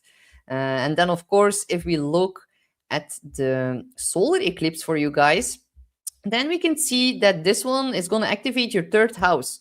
The third house of communication, learning, writing, can also be about neighbors, siblings, short trips, studying something new, a new course. Can also be about technology and all the technological devices that you use on a daily basis. In the third house, that can also be about podcasting, blogging, making posts on social media, your email list, even your car, being on the road is all part of the third house. So that is getting majorly highlighted here with the eclipse. And with Mars here as well, you are the sign, and especially if you are a Sagittarius rising, that needs to be a bit more careful about accidents on the road, because we can see that the eclipse in Aquarius is squaring Uranus in the sixth house, and the sixth house, that is service. The third house is your car. You might unexpectedly need to get your car to have some service in the garage. With Mars on the third house, be careful about like road rage, driving too fast, speeding. All of that is going to cause implications with the square to Uranus. Some of you might need to buy a new car even with an eclipse in the third house. Because maybe some of the electronics are not working correctly anymore. Aquarius is the sign of technology. Do not buy an electrical car under this energy. If you're going to do that, that is going to be a mess for sure. So also, of course, the eclipse in the third house can also be about a very big, important conversation that comes through. Be careful, because your words could become weapons here with Mars in the third house. So be careful how you express certain frustration. Can also be in connection to family members, as the eclipse is at the end degrees, conjunct like the EC, the fourth house, the mother, the family. It's gonna get a little bit intertwined here. Saturn, Neptune are gonna conjunct in your fifth house, and they're gonna trine your sun, moon, or rising. It's in a trine sign. It's a fellow fire sign as well. So yeah, a very long new term creative project is gonna come off this conjunction. A passion that can become a calling. really working hard on creative projects. Just watch out. On the 27th, Mars is going to square Uranus on the EC. There's going to be potential stress around schedules, around technology, around travel. There can be a very big nervous system overload. Some things at your work, office, or your space that are just like making you a little bit frustrated. So keep that in mind. We have Capricorn, Sun, Moon, or Rising. So you are having the full moon in Leo within your 8th house. This is the most intense house. It is the one of shared finances, debt, taxes, your mortgage, your alimony. It's the house of secrets, intimacy, trust, underlying power dynamics, entanglements with other people. And this full moon brings a lot of clarity around what you share, whether that's money. Responsibility is a very big one for you, my dear Capricorn. And yeah, there may be a very big emotional release in regards to a financial matter or some kind of emotional pattern around control and vulnerability is now reaching its breaking point. Your chart ruler Saturn is, of course, entering Aries on February the 13th. So that is very important as it's going to cross over your EC at the bottom of the chart. And it is really kicking off a whole new 2.5 year cycle in regards to your home and family. So this is really about rebuilding Saturn from the ground up, because it's the bottom of your chart. It is in the 4th house of where you live. It can be about moves, renovations. It can be about responsibilities within your home. Maybe some of you are becoming a parent and now you need to take on more responsibility within your home. It can also be about a very important long-term decision in regards to your property or in regards to renovations. And guys, if you're gonna buy a new home and you are deciding to move, maybe you're gonna be forced to, because Neptune first comes in and it dissolves a lot of structures in the 4th house. Then Saturn comes in and builds a new foundation. But if you buy a new home or you're gonna let it build, by contractors, be sure to either inspect the basement, inspect the underground on which the house rests or gets built upon. That is going to be very, very important here with Saturn Neptune, because Neptune can dissolve the foundation. So inspect like the bottom of your house.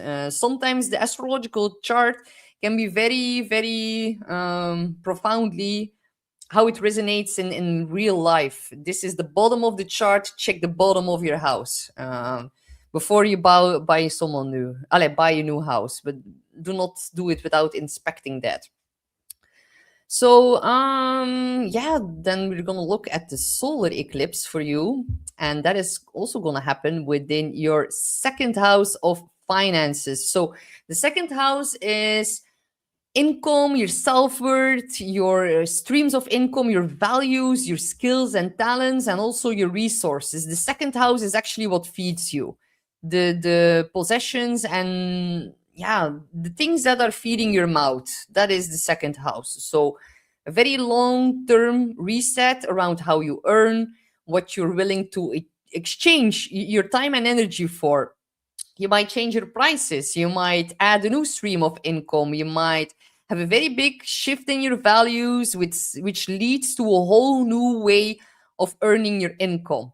And that is going to be palpable or like shifting and changing over the next 18 months. So really like invest in yourself. Hone into your skills and talents and let go of like the scarcity mindset or like a fear-based security mindset. Mars, it cuts, severs, and ties a lot of the energy within the 2nd house, and Mars is also present, like co-present here with the eclipse. That can bring up an unexpected cost. It can bring up unexpected damage. You might have a lot of bills to pay. Mars in the 2nd house is not so beneficial, actually, honestly. So I'm already giving you that. But if you tap into the positive energy and it is making beautiful aspects within your own chart, Then Mars might signify putting all your energy and assertiveness within honing into your skills and talents, and by that creating a new stream of income. So it depends on what's it doing in your own chart, of course, but be mindful not to like make some impulsive decisions in regards to buying. Mars in the second can really be about impulsive buying, impulsive spending. I know you, Capricorn rising, you are very responsible, stable, mature, but still, Mars is kind of feisty, and when it travels through the second, it can bring more costs. So keep that in mind. And with the square to Uranus in the fifth, it can come up quite unexpectedly. The fifth house is also connected to children. So maybe some of your children need more money. That is also possible. Keep that in mind. Or maybe you want to have a new hobby, a new time of leisure activities, and that costing more money. That is also a possibility. Or maybe you're just bumping into someone new with Uranus going direct in the fifth house, and you want to go on many dates, and that can also cost a lot of money. So it's something within those realms. If you then look at Saturn, Neptune for your sign, of course, Saturn, it is your chart ruler. The fact that they're at 0 degrees of Aries on the EC, this is really also about all the illusions around home that are changing. Emotional safety might get dissolved and restructured in some kind of way. It's about new boundaries being set within your family dynamics as well. With Neptune right now, it might feel a little bit confusing as we are speaking, but definitely if you are an early degree, Capricorn, Sun or Rising, but it's really like now about laying a new foundation for long-term stability. So build it slowly, honor your emotional needs, just as much as your responsibilities that you're so capable of carrying. You are a very mature, responsible sign, but Saturn, however, it is going to square you. So if you are an early degree Capricorn, Sun, Moon, or Rising, then Saturn and Neptune are going to make a square towards you. Pay attention to when Saturn does that exactly, because Saturn can refrain your vitality or your sunshine in some kind of way, because a lot of weight is being put on your shoulders within the realms of the fourth house of family. So really keep that in mind. And also, yeah, it is really a very big rebuilding happening here around your home, your money, and your emotional security. And it's testing you. It's kind of a testing phase when Saturn makes a square to you. But yeah, you cannot rush. It is also, if you're going to take it step by step, it's going to be a reset that is going to last and benefit you over the long term. So good luck, my dear Capricorn. Then we have Aquarius and Moon or Rising. My dear Aquarius, how are you doing with this whole stellium in your sign? I've been getting messages of so many Aquariuses, and the stories that you guys are sharing with me are quite surprising and shocking. Yeah, of course, these are like your keywords, but still, a lot of changes, a lot of curveballs, a lot of sudden insights are right now happening for you, my dear Aquarius. This is going to be such a big month of change for you. Today, you are having the full moon in Leo, activating your seventh house. And that is, of course, the house of committed relationships, dynamics within dating, within marriage, your business partners, your very close one-on-one bonds. It's also about like, yeah, the other and how the other complements you. And I hope you have not been provoking other people with Mars Pluto in your sign, because they might come off really, really strongly, not only you towards them, but vice versa. And if you have been provoking other people during the Mars Pluto conjunction, then now they're going to roar at you quite loudly with the full moon in Leo. Of course, it is also about having tremendous willpower, Mars Pluto, about being very resilient, about creating a whole new identity. and also a lesson in how to use your power in a very healthy way. And that is not always easy when Mars and Pluto are together. So forgive yourself if you've made a mistake, if you have been blowing up over the last few weeks. Um, I would say consider it normal, but no, the energy right now it is not normal at all, actually. So yeah, let me know how you are doing with the feistiness within your sign. Definitely a very big emphasis on other people right now, and of course, it makes it even more unstable everything that's happening right now because your chart ruler Uranus is about to station direct here on the 3rd of February. So that is within 2 days. The energy a week up front, it is most palpable, most strongest. So I know you have been feeling restless, and it is normal with all the energies right now. So yeah, it's Uranus switches back direct for the very last time within your 4th house of home, and it has been squaring you for the last 8 years, and that is about to come to an end by the end of April. Then it will switch over into Gemini in your 5th house. Let's have like a party with all my Aquariuses, because Uranus in the 5th house is going to make a trine towards your sun, moon, or rising. So way more energy, way more positive energy in the house of fun, self-expression, putting yourself on stage, being just very unapologetically yourself. So that is a very, very cool transition to look forward to. It's going to get better, but first, of course, we need to go through the eclipse. And of course, Uranus, it has been retrograde for months now. It meant like the last season in regards to your 4th house of home and family, and a very big internal process going on. So, what needs to change at home? What shifts are there happening within your family system? Which family relatives are behaving quite unpredictable and surprising towards you? Which one are actually working on your nerves? Nerves is Uranus. Also, your nervous system, of course, it's getting tested and triggered by family members. And if you provoke them right now, then there's a very big clash going on between Uranus in the 4th and the whole stellium in your sign. Love Warrior says, not boring, that's for sure. Bring it on. I can imagine. And Stain, he is, of course, also an Aquarius. He says, restless for sure. And he says, me provoking, nah. I know you, Stain. I know you dare to. So, yeah, there is a lot of change happening for my dear Aquariuses. And it can feel a bit antsy, a bit restless, and a bit done with waiting. Watch your nervous system, because overwhelm can turn very fast into snapping at roommates, shouting at your partner, getting very triggered by your family right now. So move your body, regulate your stress, and also give yourself a lot of time before making these drastic home or family relationship decisions. The eclipse is going to kick off in your sign on February the 17th, and it's going to square Uranus. And Mars is going to be co-present within your sign as well.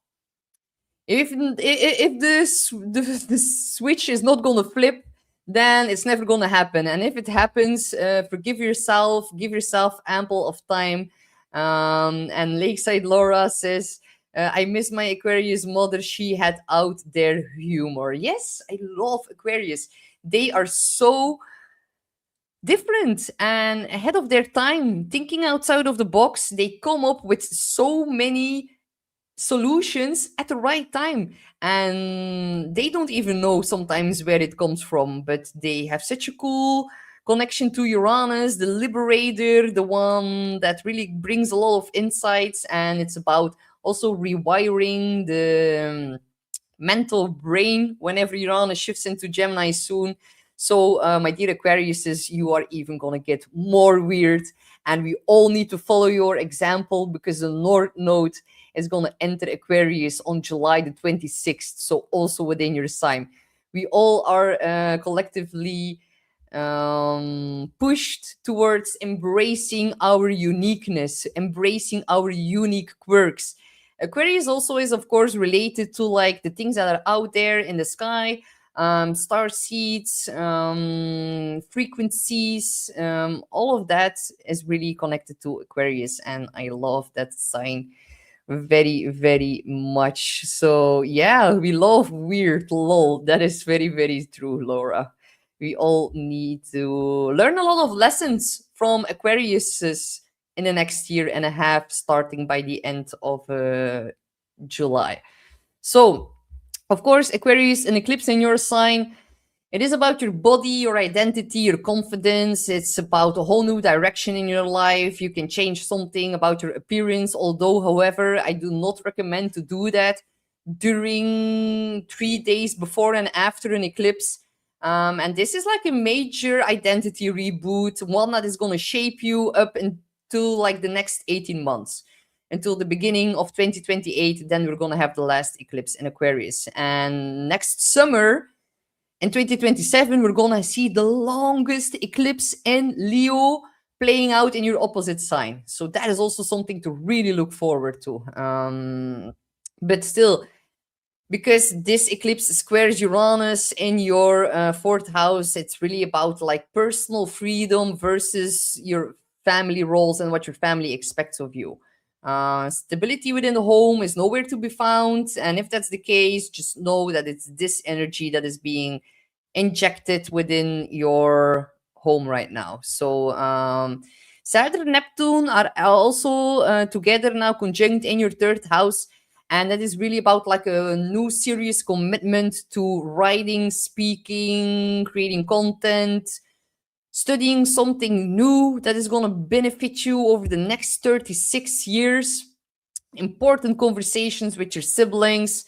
And also, maybe you need to slow down and communicate with more maturity and responsibility. So, less impulse, but more grown up talks. And also about spirituality here with Neptune. So, just know you having Aries on the third house cusp, you can be quite reactive. Neptune can also be a little bit foggy. So this could be like the placement where at one time you are swinging between silence to then saying too much and needing to find balance in that. So learn how to speak, how to communicate.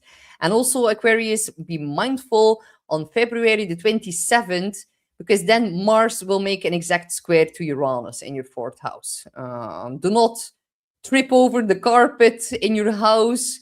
Be careful when you're angry and you're running down the stairs. Just be a bit more mindful for like injuries or accidents. Drive carefully. Don't multitask. There can also be like technical or electrical glitches going on, and with that, even a more bigger nervous system overload. Do not pick fights in texts or messages or online spaces as well, and then you're gonna be very, very, then you're gonna be fine. So yeah, my dear Aquarius, I wish you all a lot of good luck with the first eclipse in your sign soon. Then we have Pisces. Last but not least, my Pisces sun, moon, or rising. So you are having the full moon in Leo in your sixth house today. So the sixth house, it is about health, your daily habits, daily routine, your rhythms within your work, your nervous system regulation. At the opposite side, we see a stellium in Aquarius in your 12th house. That is about mental health, subconscious, rewiring, upgrading, rebooting your subconscious. And it's the sixth house is also about like your pets and your co-workers and the everyday systems that keep you functioning or that are making you productive. And that sees like a very big culmination point, or like something reaches some kind of peak here in the sixth house. So either you are seeing results from the changes that you've already made in the sixth house during the new moon in Leo that we saw 6 months ago, and now you are reaping the rewards of it, or either you are hitting a point where your body brain says now enough is enough, and it can bring clarity around burnout, or where you have been overextending yourselves in the last 6 months. It can be about inconsistent sleeping patterns within the 12th house and the whole stellium in Aquarius. Be careful about stress eating, doom scrolling, or like the way your work is actually draining your life force in some kind of way. Uranus is going to go direct in Taurus within 2 days, and it's happening within your third house of your conscious mind. How you speak, conversations, writing projects are all within the third house. So Pisces risings and also suns, of course, you are naturally already very porous and very absorbing of other people's energy. And yeah, it can really feel like your psychic antennas are turning again all the way up. With such a packed stellium within your 12th house, it is incredibly. And it brings up a lot of self sabotaging behaviors as well. Neptune just left your sign. That in itself is already implicating a very big shift in where you have maybe been stuck in the mud for the last 14 years, and now the blindfolds are coming off, and now you're having more insights with the 12th house stellium on your self-sabotaging behavior, on where you've been lost in the fog, on where you have not been able to look through the veil. And now you're being made aware about all the blind spots, and it can feel a little bit intense. But such a 12th house stellium is also very, very beneficial for sudden downloads, sudden epiphanies. It's really triggering a lot of vivid dreams. You can even have precognitive flashes of insights with Uranus with Aquarius on the 12th house cusp. So Uranus going back direct in the third is also about like surprising news that could involve siblings or something in regards to your car or your local community as well. Be careful not to get like too overly stimulated by technological devices or issues with that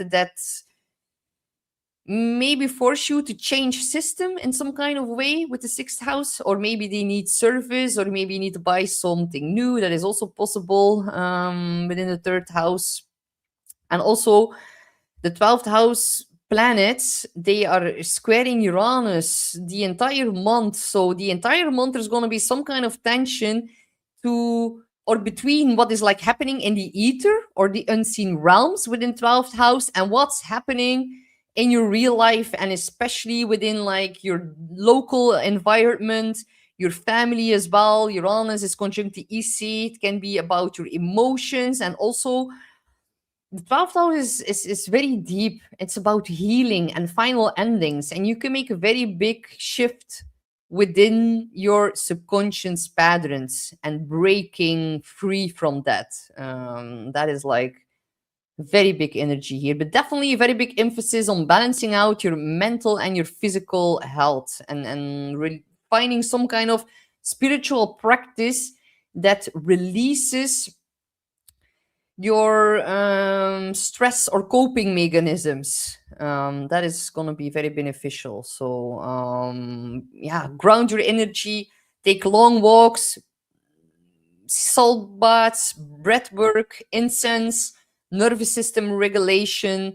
Don't let like, because the 12th house, it is also about like the collective unconsciousness and feeling the weight of that on your shoulders, and do not let the collective state become like static within your own body. You need to move, you need to get rid of it. So of course your chart ruler, Jupiter, that is your ancient chart ruler. Jupiter is going retrograde in your fifth house, and that is about like picking up things from the past that used to bring you a lot of joy. And it's about creativity, joy, romance. It's also about your passion project. It's about your children, finding luck, expansion, and optimism within that. So yeah, look at what makes you feel emotionally nourishing you, because Jupiter is trining you, your sun, moon, or rising. So really make time for fun, and you can do that in solitude with the 12th house stellium. You can really have fun on your own. Even I know you, my dear Pisces, you need time alone to recharge the batteries, and you can do that in a funny in a fun way with Jupiter in the fifth.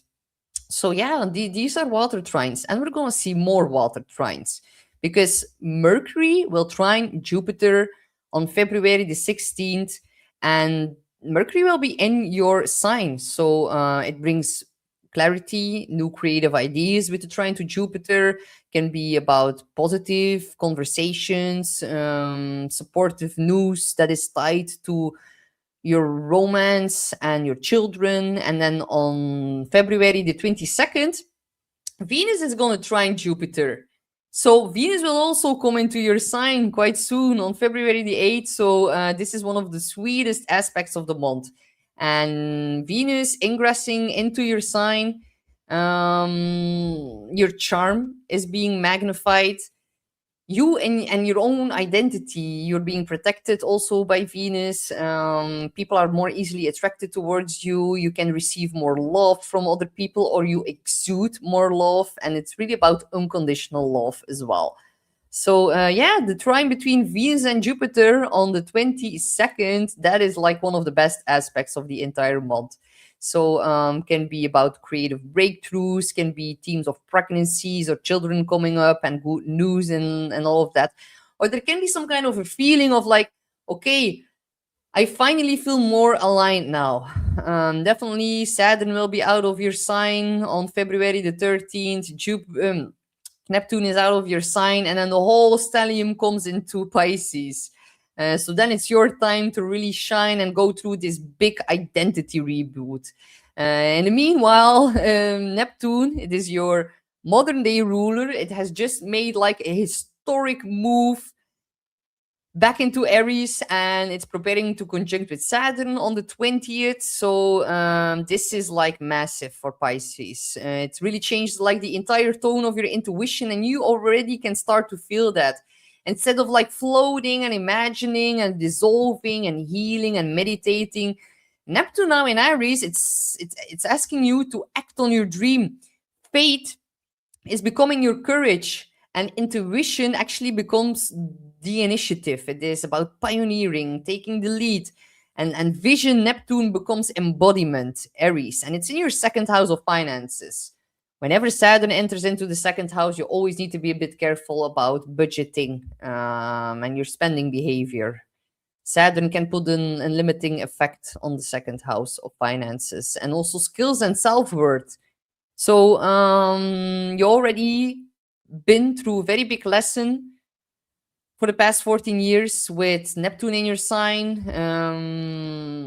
Now the lesson shifts towards the second house of money, finances, and your own skills and talents. So yeah, trust what's unfolding, even if you cannot see the full outcome yet. Jupiter in the fifth, it says that growth is coming. Neptune says you need to follow your feeling, and you need to quietly realign with your creative power, your joy, and your belief in yourself this month before you're gonna see things to begin to move faster in March. So yeah, of course, the solar eclipse within your 12th house. This is about sleep, your mental health, spirituality, isolation, secrets, subconscious patterns.